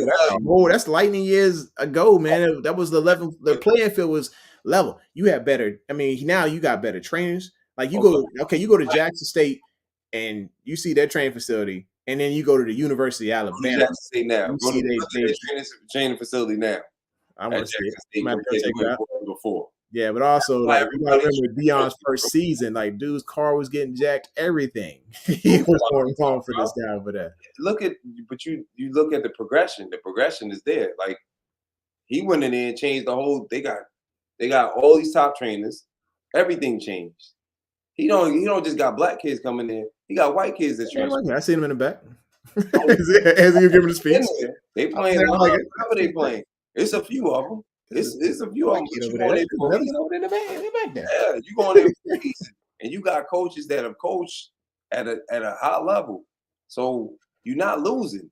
That's what it's gonna come down to. Because if that's the case, think about it. If that's the case, we got Keith, right? Yeah. Keith never coached in the NFL, but you coach NFL.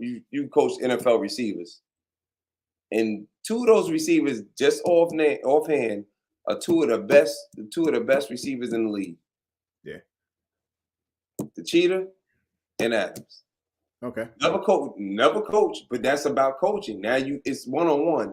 Yeah. You having that intimate session with that coach, and he teaching you everything that you need to do that you can apply when you get out there, when you get back on the field. So they're gonna be able to apply everything that they learned from prom, and when they're gonna get a chance. They just started. He got the first kid that he ever coached got drafted. He transferred from Florida. He went down to Jackson State. He got drafted by Detroit. He can play Sam linebacker, he can play middle linebacker, and he can play off the edge. The dude is a monster. So you got pieces. Like, that's how it's going to change. Like, he changed, dude. They used to, let me tell you something. When I played in college at Union, we didn't have our name on the back of our jersey. It was just our number. Okay. Only the big D1, and that's the Division II school. Only the big D1 schools had, that's out having their name. Now all the kids got their name on the back of their jersey. That's a big thing, just mentally for any kid, because now you're being represented. You know what I'm saying? And that's what he's giving them so much more than just that. You know what I mean? And I'm not knocking Nick Saban. I think Nick Saban does a lot too for the kids, because you bringing in certain people to speak to them to get their mind the right way so they can do, better things. I'm not knocking Saban in that. What I'm saying is that now with all of these ways of getting paid or whatever to get the kids shouldn't be getting paid more than the coaches anyway. You getting enough money to pay for your school and make sure you can eat. Like it's no problem. Yeah. But now that you got NFL coaches that are at they want to go to these HBCU, schools. They want to go there. And Deion just started something, bro. He just started something that is not gonna, trust me. Over the years, people gonna keep coming. They're gonna keep coming. Well, I think I like it just not even just with the HBCU. I like how the playing field has been leveled across all of the NCAA because of the fact that you can't just have Nick Saban walk up in your home and say, "Look, your kid's coming to Alabama because I'm Nick Saban. I'll see y'all later." It's not going to be that anymore. It's going to be, hey, who's actually going to compete for my son? And then also, who's going to best coach my son or daughter nowadays to, be. No daughters playing NFL football, man. Yeah, I mean, it's going to be, 15 years down the road, but eventually somebody's going to, they're going to take a shot, bro. And physically, I hope they got their own team. Yeah. I hope they got their own team because certain things got to stop. And there's no disrespect to any woman. They almost brought in a female kicker. Just what was it last year? Philadelphia almost brought in a female. Well, they got one at Missouri. Yeah, she was at Missouri. But I'm saying, as far as you playing safety, you playing something where somebody's gonna come and take your head off, and it's a grown man. Like by nature, men just get bigger than women. I don't care how many sex changes and all these types of craziness happen. It's just you can't change what God made. God made you this way. Certain things that women can do that men can't do. I'm not saying women can't play football, but it should be a football women's team. We get into some another topic. I'm sorry, bro. Go ahead. You good? KTSC say you got some great news. So what you got, man? Sweet home Alabama. He probably got another person on the show. He's working deals at breaking news on the Couch Rider Report. There you go. All right. So yeah, WHC says the players should absolutely be getting paid more than the coaches. College players? Are you talking about the college players? I think it'll present the same problem that's in the NFL right now. These coaches can't do that. You in the school. You in school for the wrong reason. That's first and foremost, and then they're gonna get scrutinized on a different level. Even Deion explained this the right way. He said, first of all, the kids should not be getting paid more than the coaches. One, they're gonna get scrutinized, and they really gonna get scrutinized, and now you're gonna have more mental illness, more problems because you're not built for that. You're 18, 19, going in 17, 18, 19, going into college and trying to get everything done. You can't get that type of money. You should never get that type of money to get more than a coach. And they're trying to develop you so you can get to that level. Yeah. So why would I? That's like. And then it's like if they got the bag already, what are they going? What are they chasing? Or do they take a dip in production and then decide to go off and into a regular career now that they've actually had some type of financial security for themselves? Let's see. Let's see what they said here. KTSC says, Cam, how you get on set? We talking about women going into playing football. So like I said, like years and years down the road, you're seeing female owners. You're seeing going to start seeing female defenders. You're going to start seeing female kickers pop into the game. You got female coaches rolling up here. We are just probably 2 seasons away from a female head coach. No, you hold on. Lunch going into something else. Listen. What is that? He said we in school play football. Let's not get it twisted. No, you in school to get an education. Because what if you get hurt and you in school to get your education? You playing football, yeah, but if you're not in school to get your education, I mean, that was day one. That's the first thing I was taught. Like then we teaching the kids totally wrong. It was like, yo, you going to school, you got a scholarship, good. That's the pay for you to get out of the hood. You get your behind in school. You do what you got to do in school, because if school I couldn't finish playing ball. I had to just go to school. So if it don't work out, then what happens? So there has to be priorities. Everything need to be prioritized the right way. There's no kid that should be getting paid more than a college coach. You can't do it that way, bro. It's just not gonna. That's not even ethically right, to be honest with you. I mean, and then what does that do to my motivation level if I'm this walk on and I see this dude who just got brought in on the NIL deal and I ain't get brought in on enough? I made the squad. I'm happy to be here, whatever like that. And I'm probably outworking this dude, but he getting paid $1.05 over here, and I got half a scholarship. Like, and I just outperformed him this year, so shouldn't I be at the table banging for mine? Now my concentration is not even on football; it's about getting this agent to go get my bag now. You can, I mean, they should get paid something, but you shouldn't be getting hundreds of thousands of dollars. You get all the sponsorships, all the, whatever that's going to help. But that's to help pay for your scholarship. That's to help make sure that you're not hungry. There's plenty of times jokers is hungry, myself included, when I played. But it's like because you at the dorm, you can't work. You know what I'm saying? So you do what you got to do. Yeah. But we were able to they will hook us up for something. It's totally different now, where it's like this is supposed to help that. So jokers they're not gonna go out and do something stupid.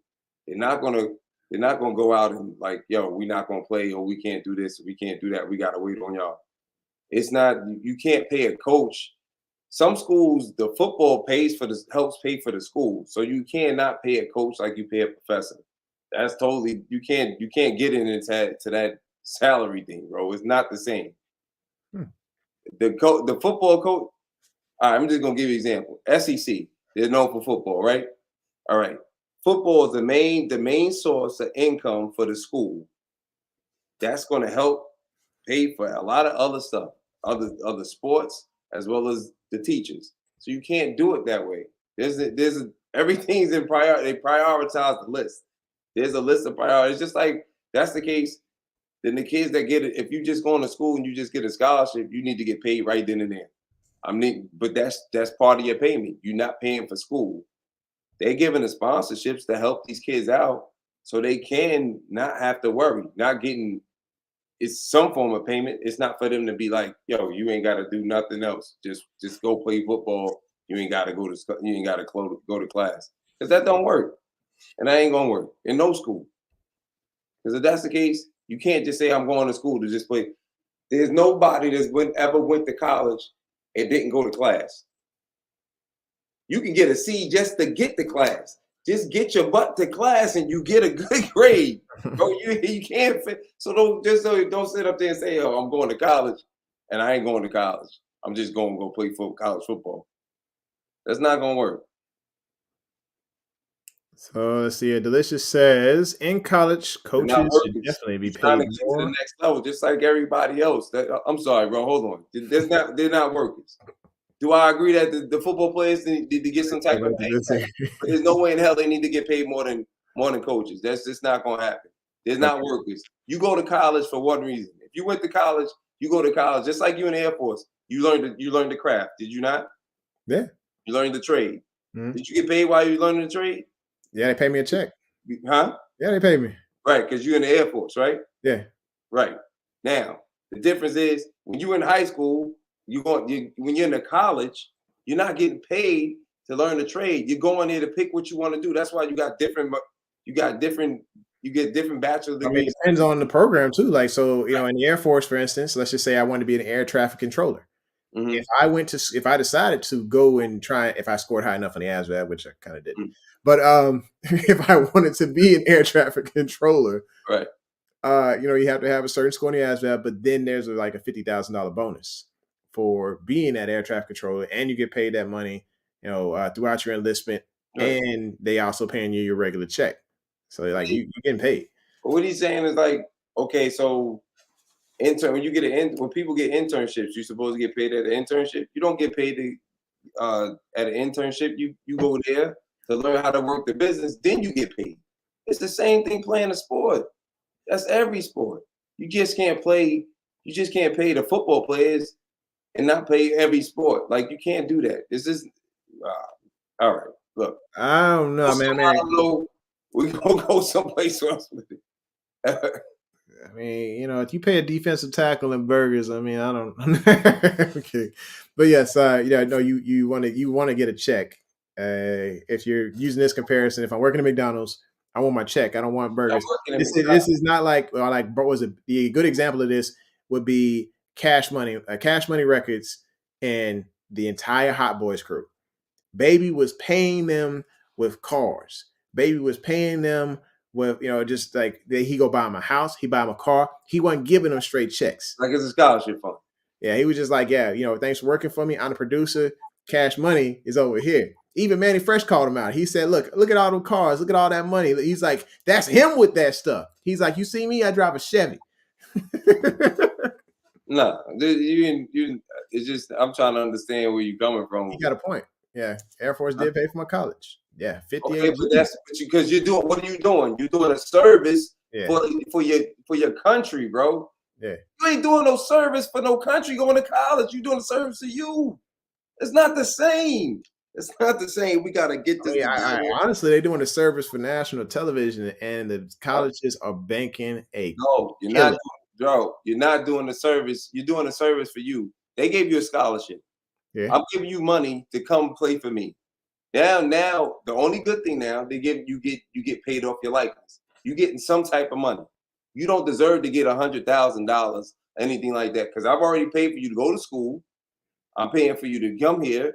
You getting an opportunity because you are perfecting your craft. Because if that's the case, if you're that good, then you don't need to come in. You can go right to the league, but you can't go right to the league in that game. Not in the NFL. No. You can't do it no more. You can't even do it in basketball no more. So at least gotta have 2 years in, right? Gotta have at least a year, 2 years now. So therefore, you don't deserve to get paid. You can't get paid right now. You gotta sit. Your body has to be developed. I'm paying. So I'm gonna pay you to lift weights. I'm gonna pay you to develop. I'm gonna pay you to work with my coaches. Right. I'm gonna pay you to do everything. That's not how it works. You're not. You are trying to get. You are trying to get to the next level. What's being said right now it really doesn't make any sense because this is more of an internship. Only reason I'm being honest with you. This is the only reason this is like, okay, you getting some type of form of sponsorship, which I'm glad they did because it's helping out the kids that are in school. But you don't deserve to get paid more than a coach. That's not going to happen. That makes no sense. When I'm trying to help you get to the NFL. Some type of compromise because I feel like the NCAA thing. That's what I'm saying. You mean to tell me you should? So you the player, I'm the coach. Yeah. I'm trying to help you get to the league, so you deserve to get more money than me. I think I should get some money. I don't think I should get more than you. I didn't say but they are getting some type of money. Yeah, they are getting some type of money, but you can't get paid more than me. So like, what's the coach? What's the normal college coach salary? It's like $10 million. $10 million a year for a college coach, right? Right. They look like kings. NIL guy comes in, gets filled. Is it not deserved though? Look how many championships he won. You gotta pay him something. Oh yeah, you gotta pay savings. Go to these big colleges, their coaches get paid so much. Why? Because the NFL always trying to swoop in and take your boy. And then what happens? You start losing scholarships. Players stop coming there. The school stops. They start losing money because they can't provide. They can't give. That's why there's big colleges. I think you just said something that might go to the argument to the other side. No. You said now listen what I'm saying. You said NFL coaches will come in and swoop and take those coaches and take them to their level. Right. They on a whole nother level, right? The heck Alabama is on a whole nother level with recruiting. And if you don't do something about that to even the playing field, I never said these guys. I never said I don't care about Nick Saban's gonna swoop in and snatch them up. No. I don't care about that part. I agree with you. I'm happy that the playing field is even because that's why I was defending Jackson State so much. What I am saying that you can't. The reason why they pay the coaches so the NFL doesn't come in and grab them, so they have a chance. So they try to keep. If you keep a good coach there, kids want to come to your school. Just because I offer you a scholarship doesn't mean that you have to sign. That's up to you. You know what I'm saying? It's a job. It's still a job. When you go into college, even if you didn't, I don't know how many people on here went to college, but even when you go to college, that's you. That's up to you. When you get there, what you gonna do? You understand what I'm saying? That's not up to the coach. That's not up to the professor. That's up to you. You got to do what you got to do. Even if you got a scholarship deal, you got to do it. Now, if you're a football player, you cannot get paid more than me. If you're a basketball player, you cannot get paid more than me. Why? Because I'm trying to get you over me in the next level. Only reason I want to get you over that because now I can get paid because I did my job. Yeah. And then what happens every time I brought this guy to the league? Right. And what happens every time a kid, this is why this is good for Jackson State and all other small schools. What happens when a kid gets drafted into the NFL from your school? People want to come there. The point being is that there's no kid that should get paid more than the coach in college. That can't happen, won't happen, don't deserve to happen. Because I'm trying to help you. I'm trying to help you get paid millions of dollars. So why are you going to get paid more than me? Who's going to listen?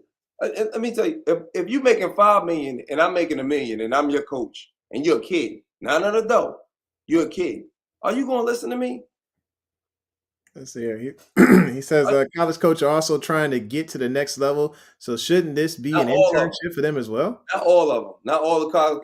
Look at. Now some of these coaches live like kings at the college level. But that's the point. That's the whole point. Like that's why they pay them so much so they don't leave. That's but if I'm an assistant coach and I'm trying to get to the league, this is more of an internship. Assistant coach is not the face of the school.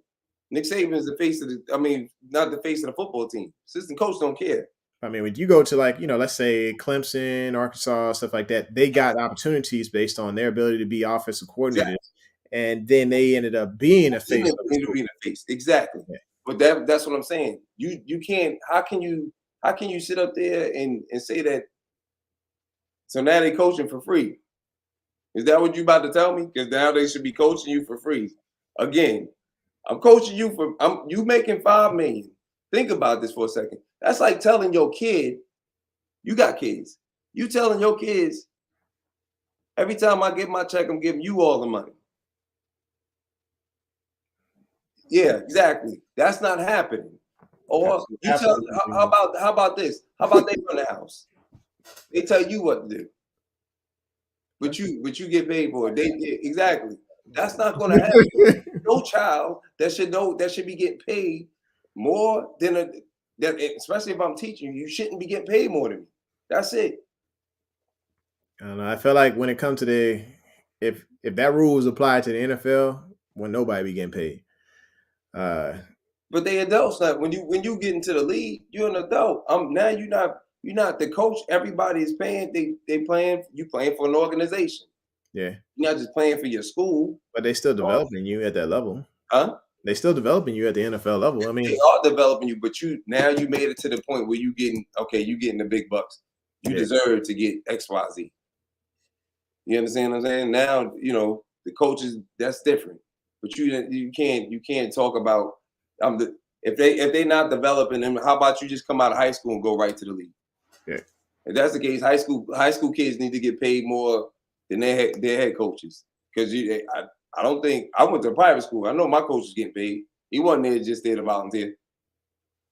Yeah, I think autonomy is key. Like if I have the ability to be able to think about just my craft, not whether or not I'm eating ramen noodles at night or eating at all. Right.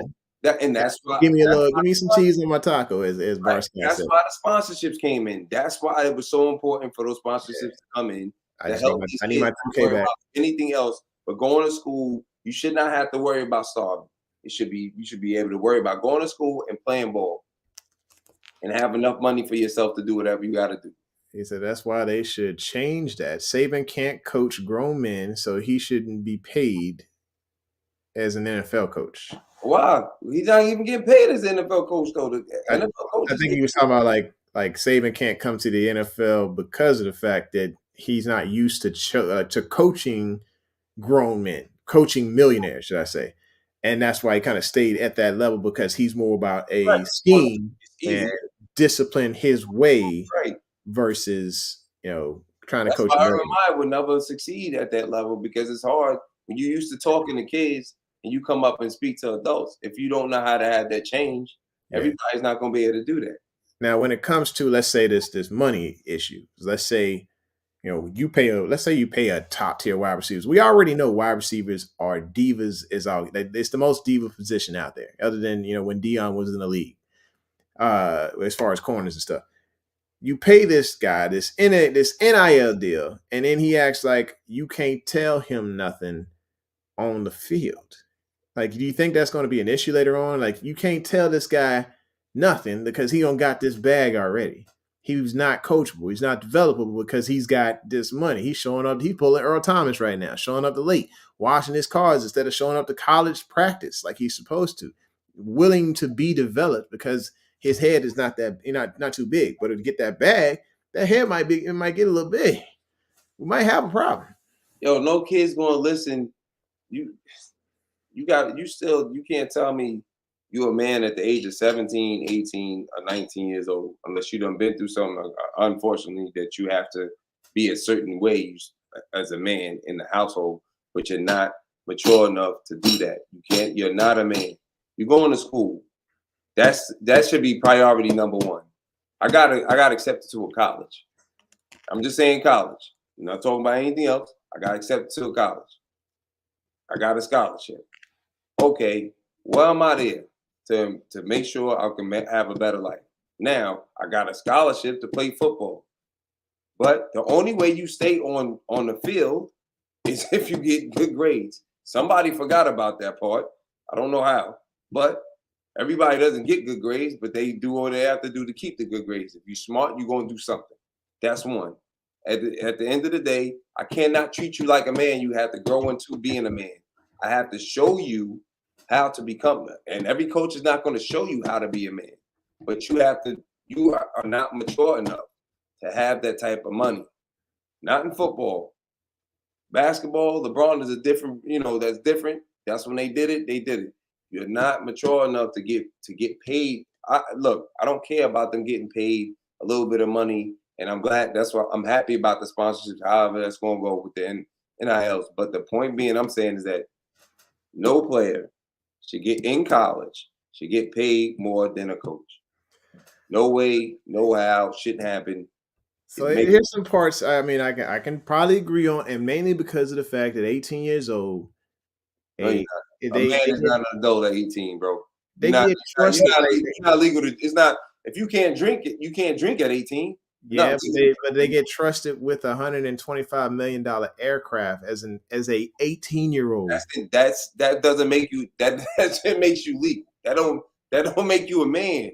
At 18, don't make you a man. If you can't call me an adult after I've maintained the life of the guy flying a $125 million airplane, that might be. I'm like, hey, if I'm not a man yet, I don't know what a man is. No. That don't make you no man. Just because that's the case, I know plenty of drug dealers that got 100 stacks of dough. Yeah, but they 18 years old. That make you a man? I'm maintaining a life. No. Hold on.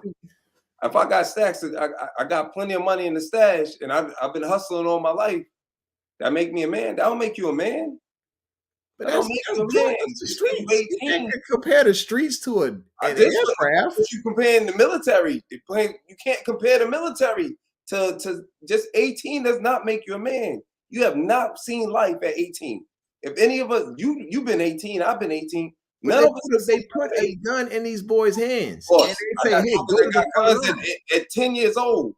That don't make you a man. At 18, you trusted to go defend your country and go shoot people that you really don't want to. You know what I'm saying? Because that's what on the corner popping off with a gun. That's the streets. That don't make you a man. They're not doing necessary things to develop them into a man. Like the military has put our mindset into that. I understand that. That does not make you a man. That don't teach you how to treat your. That didn't teach you how to treat your wife. That didn't teach you how to. You had to still learn how to grow a business. You had to still how to. They taught us how to, but they taught us certain disciplines that actually turned us into. You didn't know all that at 18, though. You didn't know all that at 18. You started learning that at 18. I started learning at 18, but they helped along the way. That's the point I'm saying. At 18, you started learning that. That doesn't make you a man. I'm comparing the streets because just because you got a gun in your hand, don't make you a man. That don't make nothing. None of that makes you a man. None of that. All of that So what makes you a man? I gotta figure this out. First of all, you got to grow as a person. You got to grow as a person. 18 years old, you're not even legal. You're not legal to do half of the stuff you can do in the world. So it's different here. You can't drink at 18, even though people do it. You can't do half of the stuff at 18. That don't make you a man because you able to go over. Now I can live by myself. I can do this. You got to grow into a man. That don't make you a man. I don't know how much y'all shaking. Why you shaking your head, boss? Because it's not making any sense what you're saying. That don't make you a man. Well, being an adult is a majority thing, not an age thing. I'm 32 and still barely an adult. Sometimes I need to call a real adult. Thank you. That don't make you a man. That's not. I think we all develop at different levels. I don't think the money doesn't make us. I know that's for sure. Money don't make you. Guns don't make you. You the fact that you in school and you trying to do something with yourself, or you in the military, you trying to do something with yourself. That don't make you a man. That don't make you a man. You are growing into an adult. You are not an adult at 18. There's no way in hell you are an adult at 18. That means you know how to do everything at 18 years old, which you don't. I don't care what you're doing in life. I don't care. We're all learning. I think there's still like learning phases throughout our lives. And I think you can still be called an adult, but still in learning phases of life. I mean, I'm still learning right now. You know? But that's what I'm saying. I'm still learning about what an adult is, apparently. You are legal at 18. You're an illegal adult at 18? No, you're not. No, you're not. I mean, it's legal. You get charged as one. I know that. You get charged as one at 16 in certain states. Yeah, I mean, but in the Bible, you might be a man at 13. You know what I'm saying? Exactly. But that don't make you a man. You're not a man. Boss, if you telling me, I don't even know my boy. I don't know what his name is. If you telling me you a man at 18, I don't know if it's Jose or Bronny on there right now, but it's one of those two. You shouldn't legally get paid. And what are you talking about? Legally get paid what? Like going back to college? Are we going back to the college thing again? There's no kid in college that should get paid more than the coach. It just doesn't make sense. It doesn't make sense. It's not going to happen. That shouldn't happen. If that's the case, why even try to go into the league?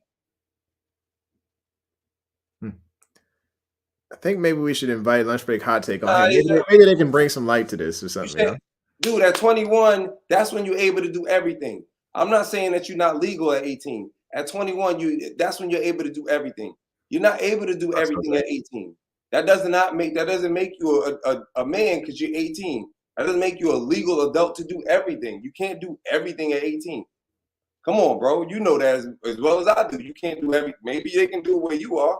I can't do everything. I'm gonna give Jose an opportunity to come in and at least explain his side as well. You know, I mean, because you can't. I'm sorry, I can't do everything at 18. I wasn't allowed to drink at 18.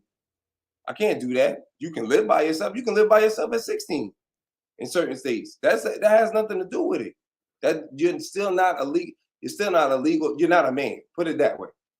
If you want to politically say legally, you're legally adult. Okay, but you're not a man. You're not. I'm going to treat you like an adult. You're still a kid. Yeah, I want to hear both sides of this. Jose, you come on in for a second. We can hear both sides of this. You're growing to be a man, but you're not a man at that time.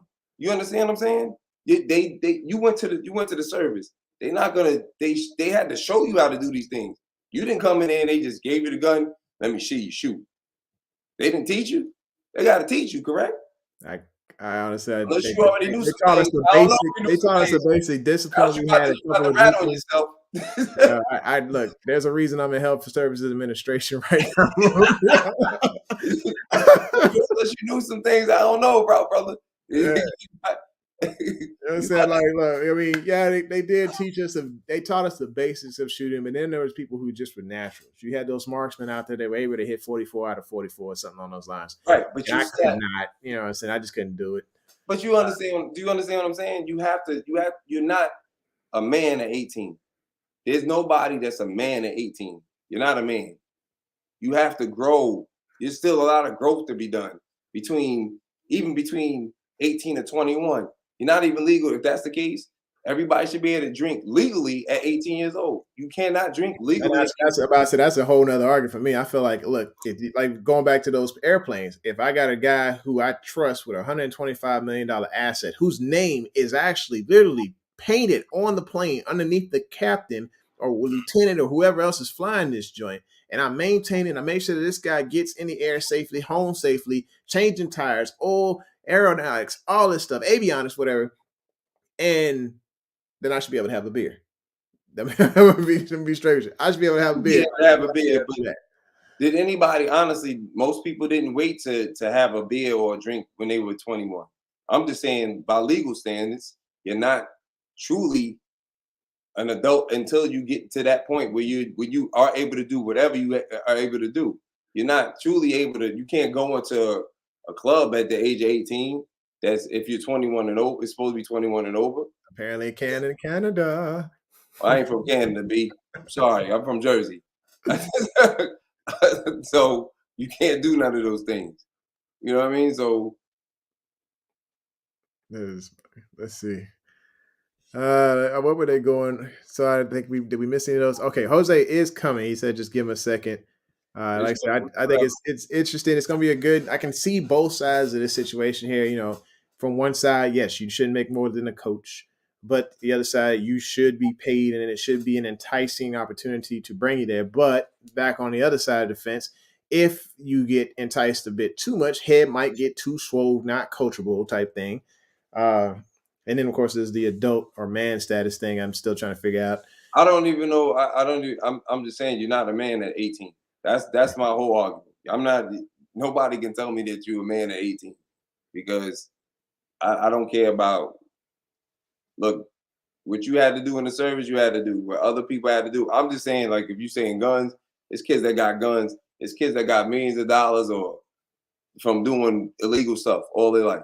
I think it's like, a matter of stepping up to responsibility. Right. Like the Air Force or military in general is volunteer based. Right. You volunteer initially to go in. It's not a draft. Right. There's nobody ducking and dodging the draft. Right. It's simply like, hey, you get this opportunity to come in and be a part of something bigger than yourself. If you go into the streets and picking up a gun, are you doing something bigger than yourself? You know what I'm saying? See, to you, and I feel like that's the maturity thing that kind of makes you an adult. You're talking two ways. You're talking on the spiritual level, and you're also talking as a smart adult. There are certain kids or certain people in this world that. All right. Give me just a second here. I got Jose coming in, so maybe he can explain his side. Ladies and gentlemen, lunch break hot takes. Main man, at least one of the two main men in there, one half of it. Anyway, Jose, welcome to the show, man. Hey, what's going on? What's going on? Can you hear me okay?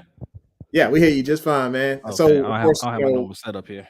I say this just like I talk to my peers where I want a clean fight. I mean, that's all love. It's all love. About this topic here, of course, just keep respectful. I'm gonna remove this topic off the screen because we know that it'll make y'all's faces bigger if we do that. There we go. And so I think we left off on talking about what an adult is versus what a child is, and then payment to college students. Yeah. So the thing is, you're considered an adult in this country at 18 years old. Right.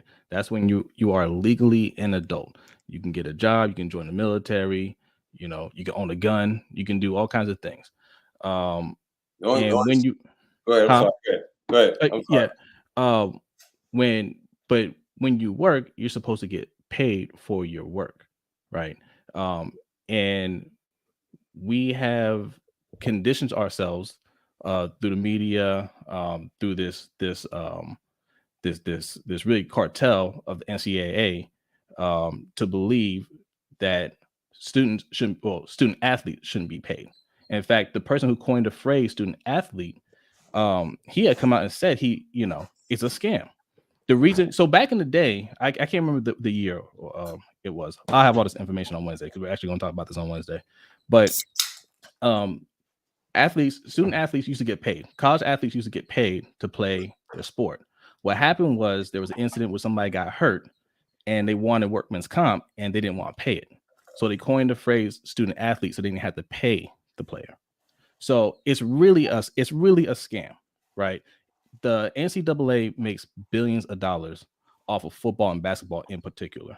They don't worry about baseball and hockey. They actually do get paid. They can make money as a college athlete.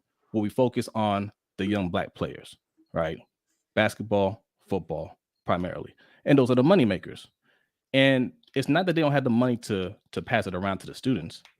They just don't want to give it to them. It's free labor, and it shouldn't be legal, right? They get by on it by saying, "Oh, well, you get a free education." Well, they're not there for education. They're there because they're trying to make it to the next level, right? And just because you're trying to get experience and get to the next level doesn't mean you don't get paid in the process, right? Like, I can go work for Target or whatever store. I want to be a manager. On my journey to become a manager, I still get paid for my work. If I'm stocking shelves, if I'm doing cashier work or whatever. But they decided in college, we're not going to do that. That's the problem I have with the NCAA. And that's why we don't usually talk about that stuff unless there's an issue like what's going on with Nick Saban right now. But we don't cover college football in general because of those issues. All right, what you got, Cameron? I'm talking to both of you. I don't disagree with the fact of getting paid. I don't have a problem with that. All I'm saying is, Jose, the coach cannot get paid less than the student. Like the master can't be here and the student. He's not the master. But that's another issue I have with it, right? Like, so in the NFL, every player, well, not every player, but a lot of players get paid more than the coaches, and it's not a problem.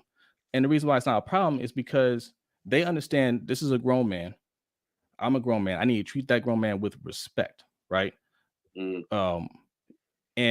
in college, they look at it as I'm their master, right? They just need to come in here and listen to me. Like they're going to respect me because they have to respect me. I own them, right? And that's why a lot of college coaches have that problem of transitioning to the NFL, because they get to the NFL and they bring that same mentality. And when those grown men say, "Who are you? You're nobody to me," right? And you can't cut them and you can't discipline them the way you did in college. Then you get in your feelings and you don't know how to be an adult and work it out with them. And they run back to the college level. That's amateurism. And if you want to be an amateur, get paid like an amateur. You see what I'm saying? So those college coaches should not be making millions of dollars for being an amateur. But the coaches that see, this is the problem. How many coaches have I honestly that y'all know of fan that have made it into the pro leagues? There's been a few successful. There's been a few. Only two that I know of in my era that's been successful. Which two are you thinking about? That's Jimmy Johnson and Switzer. Those are the only two I know. About Pete Carroll.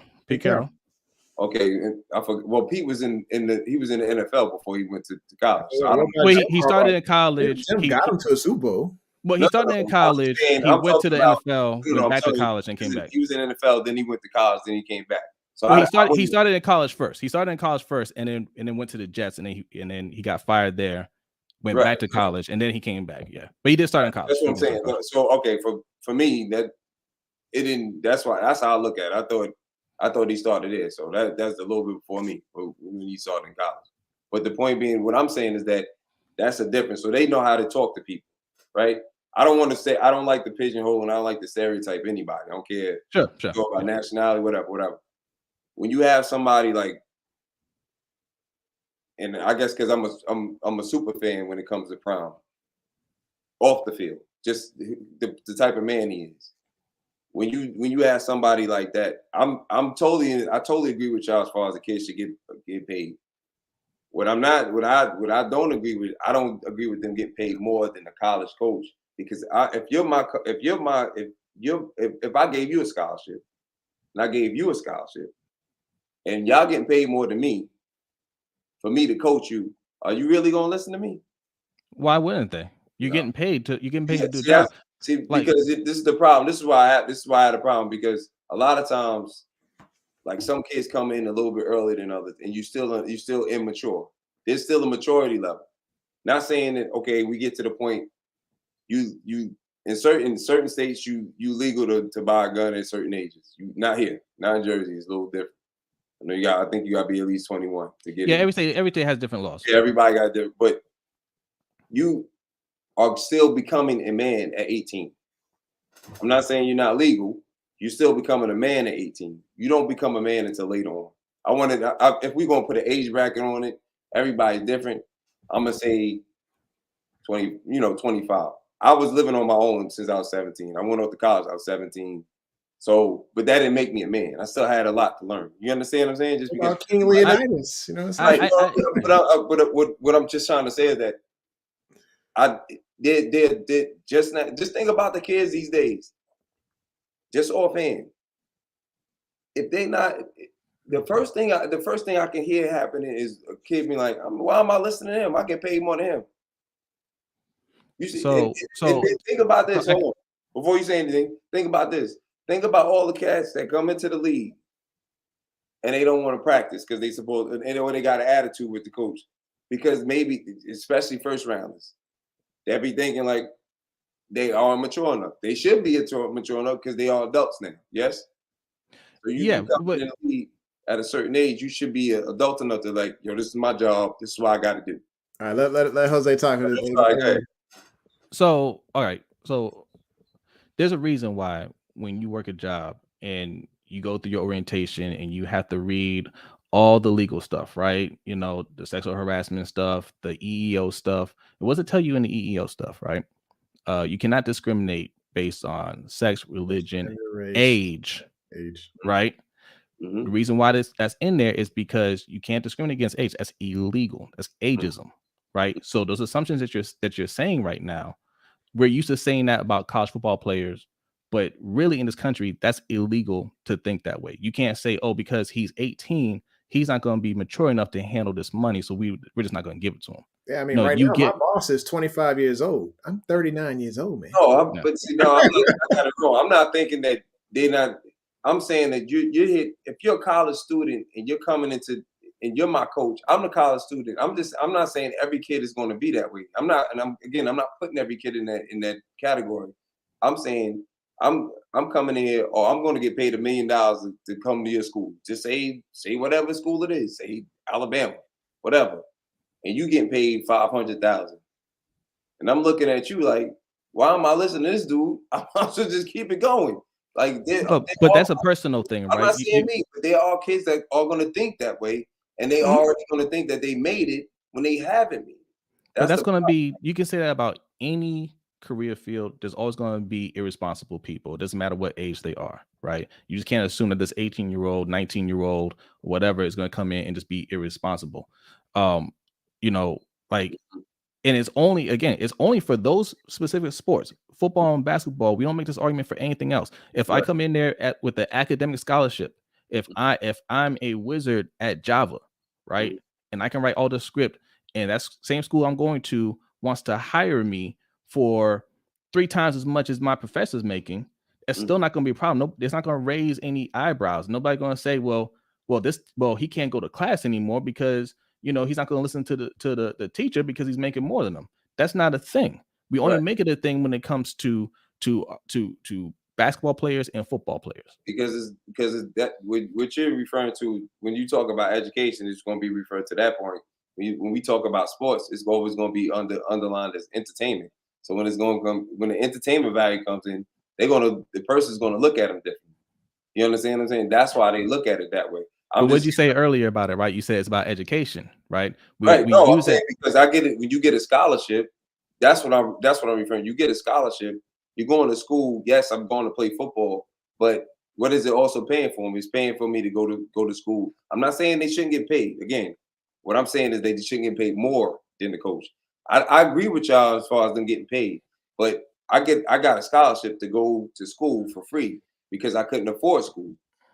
So I had 2 choices. My pops was like this because my parents didn't get along, right? My pops was like, either you go to college or you going off to the service, but you got to get out of here. And my father raised me. He didn't mean it in any matter. There was no matter. I got this. Yeah, me and my brothers, we all got the same thing. We got the 2 choices. Yeah. And the only reason it was brought to me that way is because of the drama between him and my mom at the time. So not to get all of my business like that and go out, but that was the choice I had. I was blessed enough that my freshman year, I just went in. The school was looking at me, but I didn't get help on getting my tape together, so I had to come back, and then I got my scholarship my sophomore year. You understand what I'm saying? But the point being is that you go into school, that's why they tell you like, well, why isn't such and such on the field? Well, he didn't do what he had to do academically. So then that's going to be another. I mean, there's going to be loose screws everywhere. But Because what if you there and I'm paying you whatever the money is, say $200,000-$300,000 or whatever it is, and then or you getting paid more than the coach, however it's going to be, and then it's going to, then they say, well, we're going to either take this money away from you because you're not, or you can't play ball academic. If you can't play ball, you can't get the money, right? So you can't play ball because you're not doing what you have to do academically.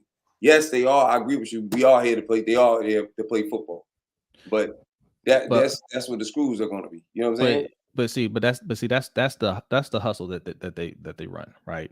We're going to give you this once in a lifetime opportunity. You can't afford college any other way, but this we're going to give you a full ride.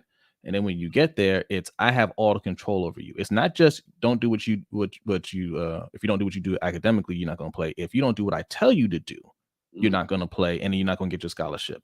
Right? They always dangle that in front of you so they can have full control over you, which is why even now, when we watching in 4K, you watch these coaches screaming at these guys on the sideline that they know they wouldn't do to the professionals. They do it because they know that player has no power, right? So it's a control mechanism that they use, and they say, well, hey, how else are you going to make it to college? And also, if we're being all the way real about it, right?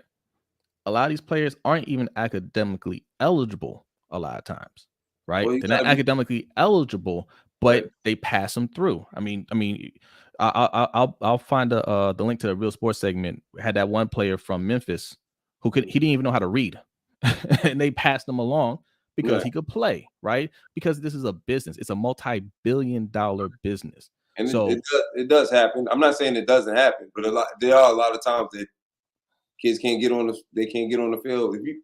If you can't do what you got to do, this came from one of my boys. He was like, listen, I'm not that smart, but if I can't do what I got to do here, I get somebody else to do it.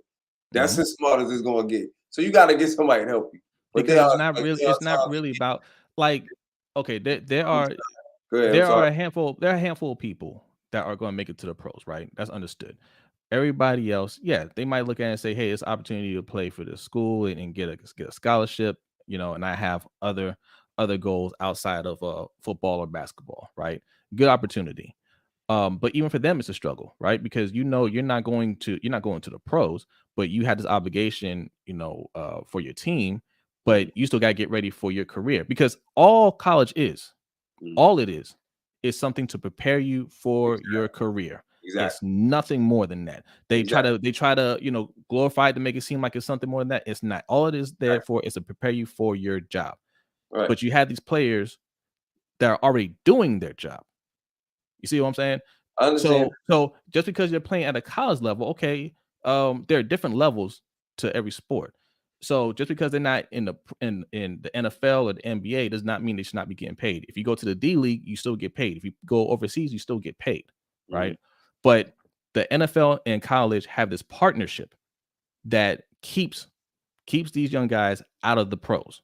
It has nothing to do with, hey, they're not ready to go to the NFL or anything like that. The NFL looks at it and says they will develop them for free. We don't have to pay for it. Because if they wanted to just develop them, they would develop a D League like the NBA does. The reason why college basketball is struggling right now is because the NBA finally said, we don't need college basketball. We have the D League. It's thriving.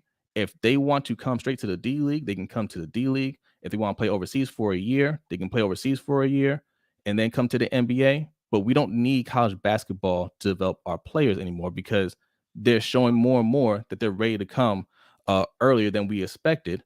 And college basketball is struggling because of it. I had a question about that. So I guess, because we see what's happening with the NILs for the NFL or for football or college football, with college basketball struggling, are the NILs even a thing over there right now? Or I think I have to look at this upcoming year, because NILs are brand new. So I have to look at this incoming class. But I'm sure there's some players that look, there's still some good players going to college. So that's going to come into play.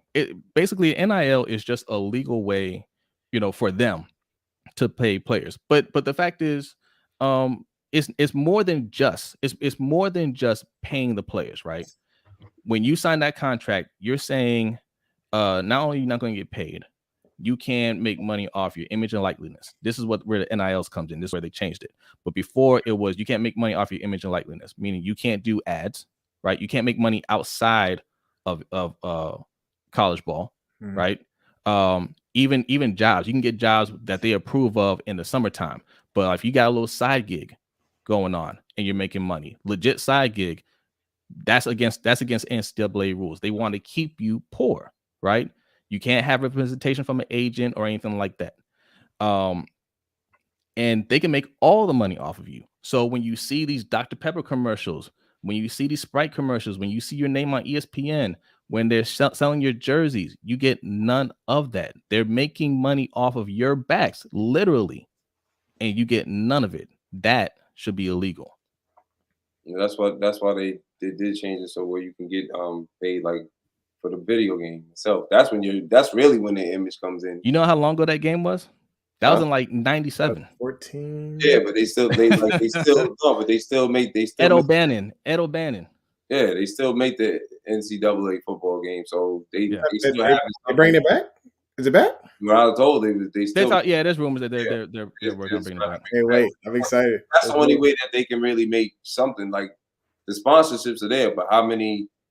It shouldn't be a problem. The thing I was going to touch on, the thing is that you're saying about basketball, it's very hard to compare that in as far as the development of football because your body's not going to be physically ready for that type of crash. You know, going and playing somebody 30 years old, you're still 18. You know what I mean? So, you know, you see how guys go from say they 200 pounds and next thing you know they're defense end at 350. I think we have to look at each player differently, right? I think somebody like Adrian Peterson absolutely could have come out at 18 years old and played in the NFL, right? He was just a different animal, you know what I'm saying? And no, it's not gonna be like that for everybody.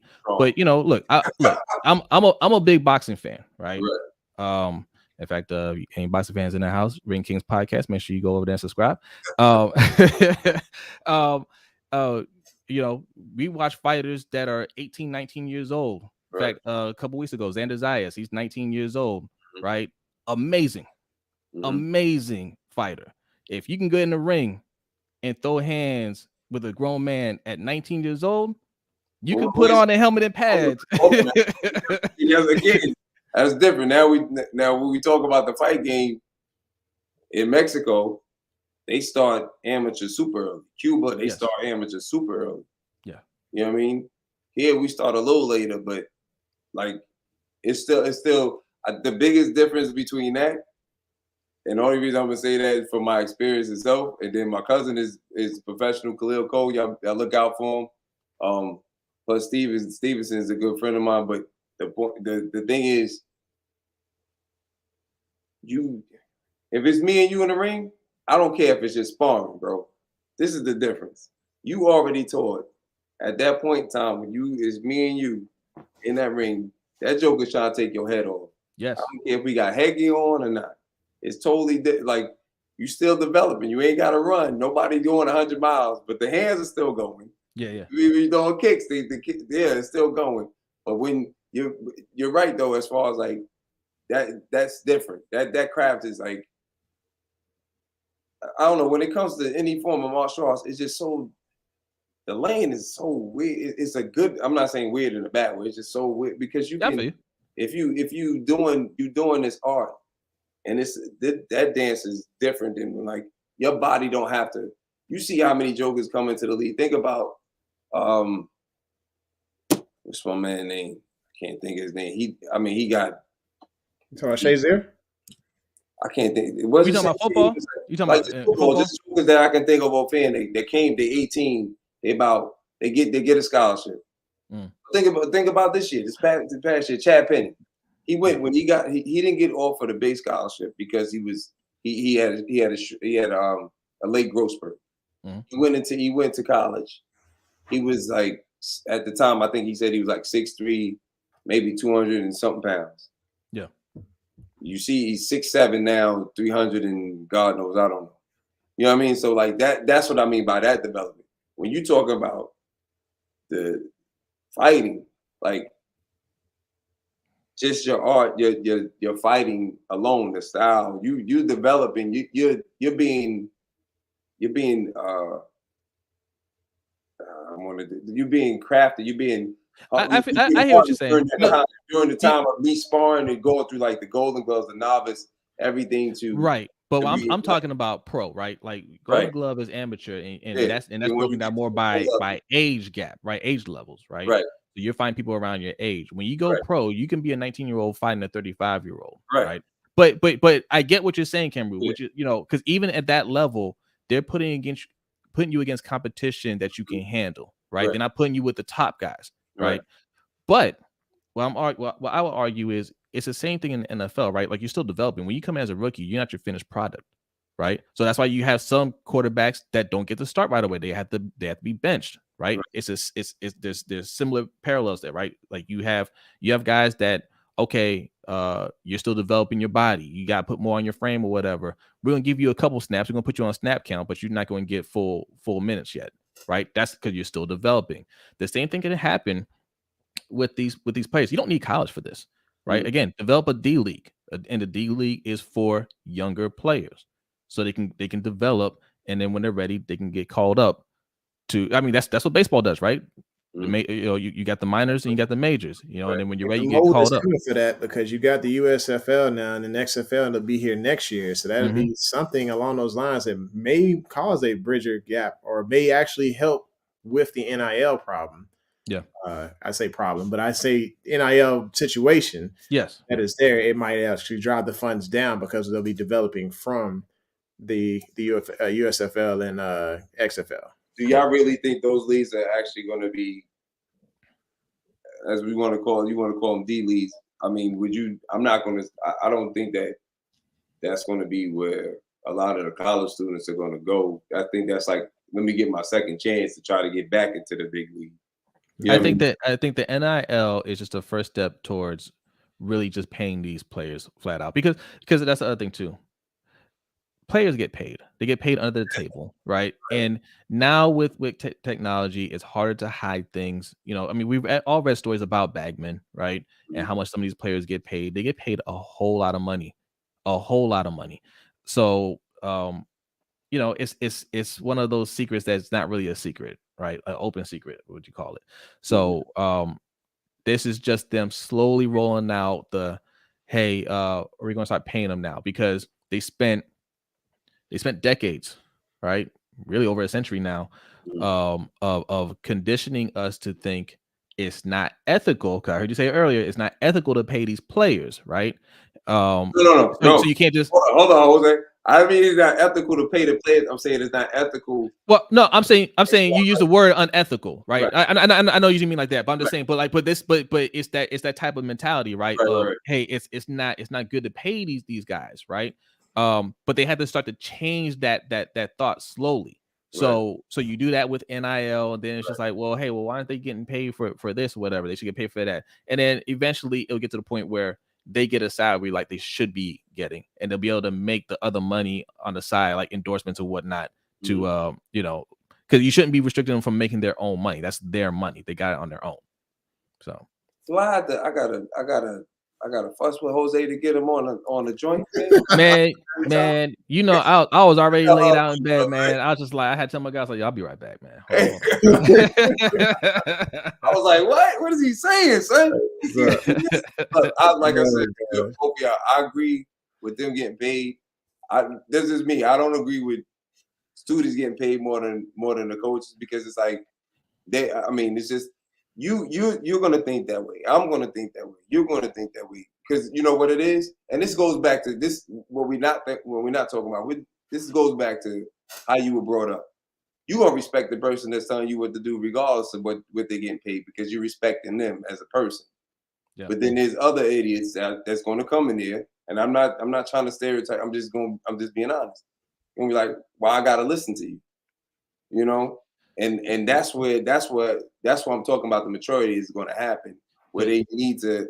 It got to be I understand why some coaches are super aggressive with the kids, but I understand why some coaches are like, some coaches look at the kids like they're their children. Like that's why I'm a big fan of prom. Prom looks, those are my kids, and I scold them as my kids. Those are my sons. You know what I mean? What? This is good. We say LBHC Couch Camp Lab would be fun. Like, yeah, I think we always have fun with it. Each time. I'll say this.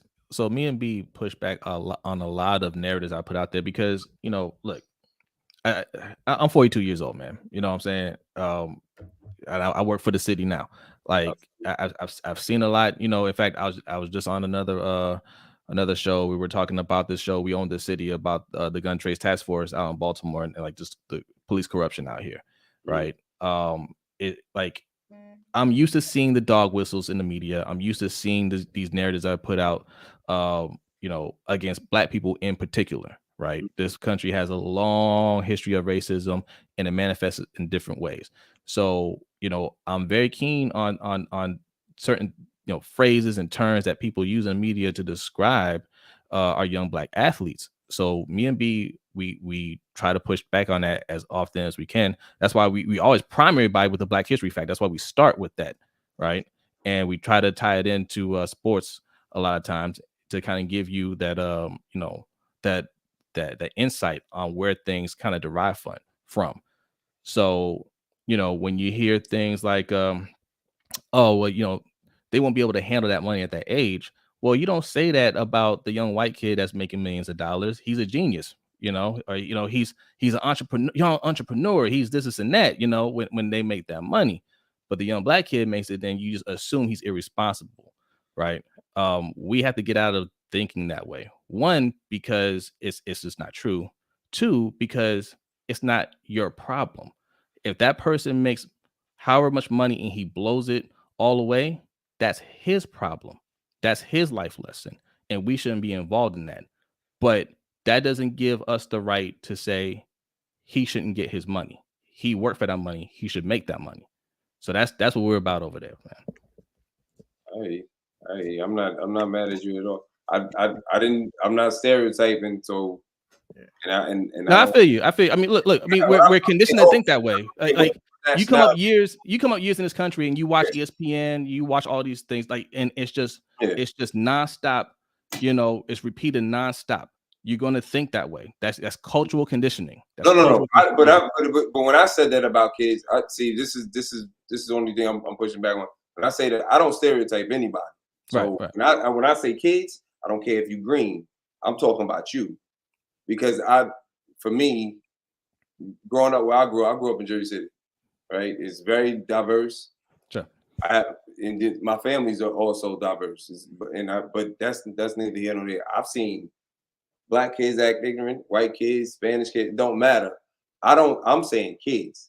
Sure. So that's why when I say I'm not. I mean, obviously, majority of the football players are Black, but I'm saying kids. I don't think you see more kids from my observation that are white, that do have money, that are more irresponsible than I see Black kids, because they don't appreciate what's been given to them by their parents. That's from my experience. Right. Now I've also seen it on the other flip end, where you have kids that just give you. I'm gonna give you the best example. Me and my stepson. Well, I ain't got none of those. Me.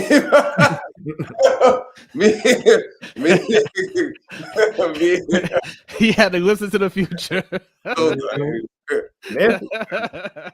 Like that out. I don't know what you making. The camera almost choked Me and my stepsister, right? Yeah. We're a few years apart, but I didn't have it like that growing up. Right. When I went off to college, my stepmom and my father got married. She had everything. We still in the hood, but she had everything compared to me. Not everything, but you had cake. I couldn't have cake in my room, bro. I wasn't even You know what I mean? Right. She didn't appreciate nothing. You see what I'm saying? So it's like I'm colorblind when it comes to majority of stuff in the world. But I know when, you know what I'm saying, when you're talking about Black history, I know when to sit there and listen and be educated about it. And observe and understand. And I get what you're saying. You look at it from a, That's what I'm saying. Like when I said the kids, I don't want you to think I'm just talking about our kids as far as black children. I'm talking about kids in general because that's why I said it starts with the background. How you were raised, how he was raised, how I was raised. I totally get you on that, man. I totally get you on that. But that's why I brought up the whole age thing to begin with, because what you're saying is not wrong. It's not wrong. But in terms of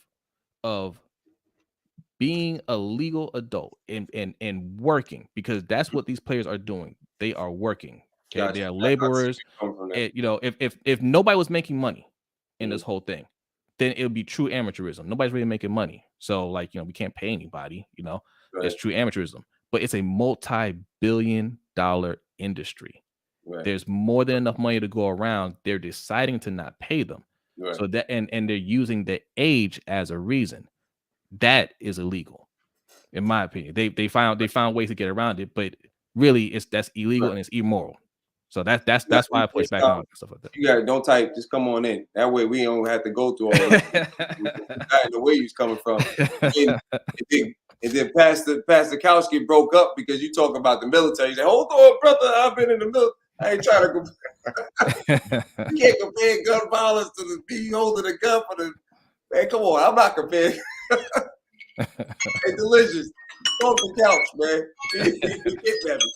I'll not be up at 12:30. Yeah, man, you pulled me out of that man. Yeah, that was the timer, folks. That was the timer. All right. Yeah, we over time. Yes. We way over time. And I appreciate y'all, both of y'all, man. This has been an awesome night. We started off with Rashod, and we actually really got into some, some really legit NIL issues, talking culture, talking, traditionalism versus the new age, and how we need to make these changes. So it's been a great night. I appreciate y'all, man. For those of y'all, like I said, for y'all sticking around, like I said, we doing it from probably 20 to 10. But we made it, man. We made our way through. So y'all make sure y'all tune in on Wednesday. Make sure y'all hit up the lunch break hot take as well. Keep me on here for 5 hours. I gotta get up. Yeah, you gotta get up. You kept yourself for the first 10 hours. Jose started it, man. He started throwing all types of themes, and then he started. Hold on,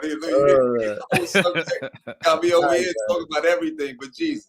Okay, thanks, man. Y'all, thanks for tuning in for the home of original sports perspective from our couch to yours. It's your host, the Couch Rider Raven. It's my main man, Cam Rue, and below we got Jose, man. Thanks for y'all coming through. Have a great night.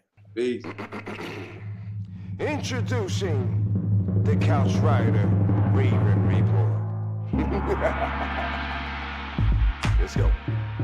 Ravens, Couch Rider. We gon' ride out. Couch Rider. We gon' ride out. For some of you Twitter gangsters, this is just a hobby, original sports perspective. You can't stop me. Couch Rider Report, it's reflective. Please respect it. You will get checked, and your knowledge will be tested. I ain't the coldest Raven, but this is my show. Shout out to the Barry White rap for the beat, though.